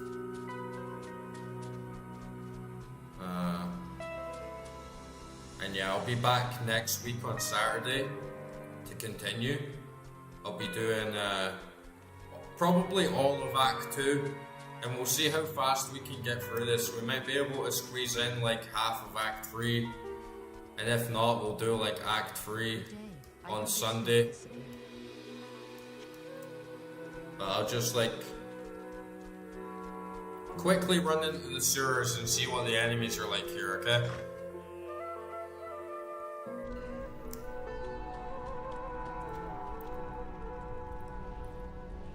Because I do like just seeing what the enemies are like after you get into a new area.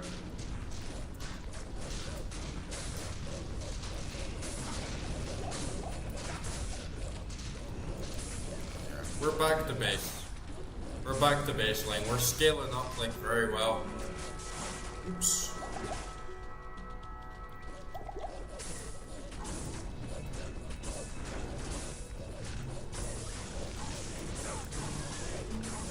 And I do have my items ready already for Duriel. I have like a lot of stuff with that lowers freeze duration. I have faster run walk speed. So I'm pretty prepped for her as long as I have like a decent amount of portal space to like get out, then we're gonna be like fine. We'll cruise through Act 2. We'll get Act 3 done as well. Act 4 might be a stretch next weekend. Diablo is a really hard, heavy-hitting boss, especially for the Summoner Druid. I'm gonna need to like level those guys up. Oh yeah, I should get that Minion Might Mercenary now, right? Oh, that'll be handy as hell. Well, I'll do that next time as well. But I'll call it a night for there. That was a really, really good session, guys. And we pulled through as well. Like, we had that disconnect earlier on. There was like more bullshit, but we got some like really good drops. Got that 12 slot belt. Learned a lot more from everyone that tuned in and is joining along. So like, thanks so much, guys, for helping the little quest here. And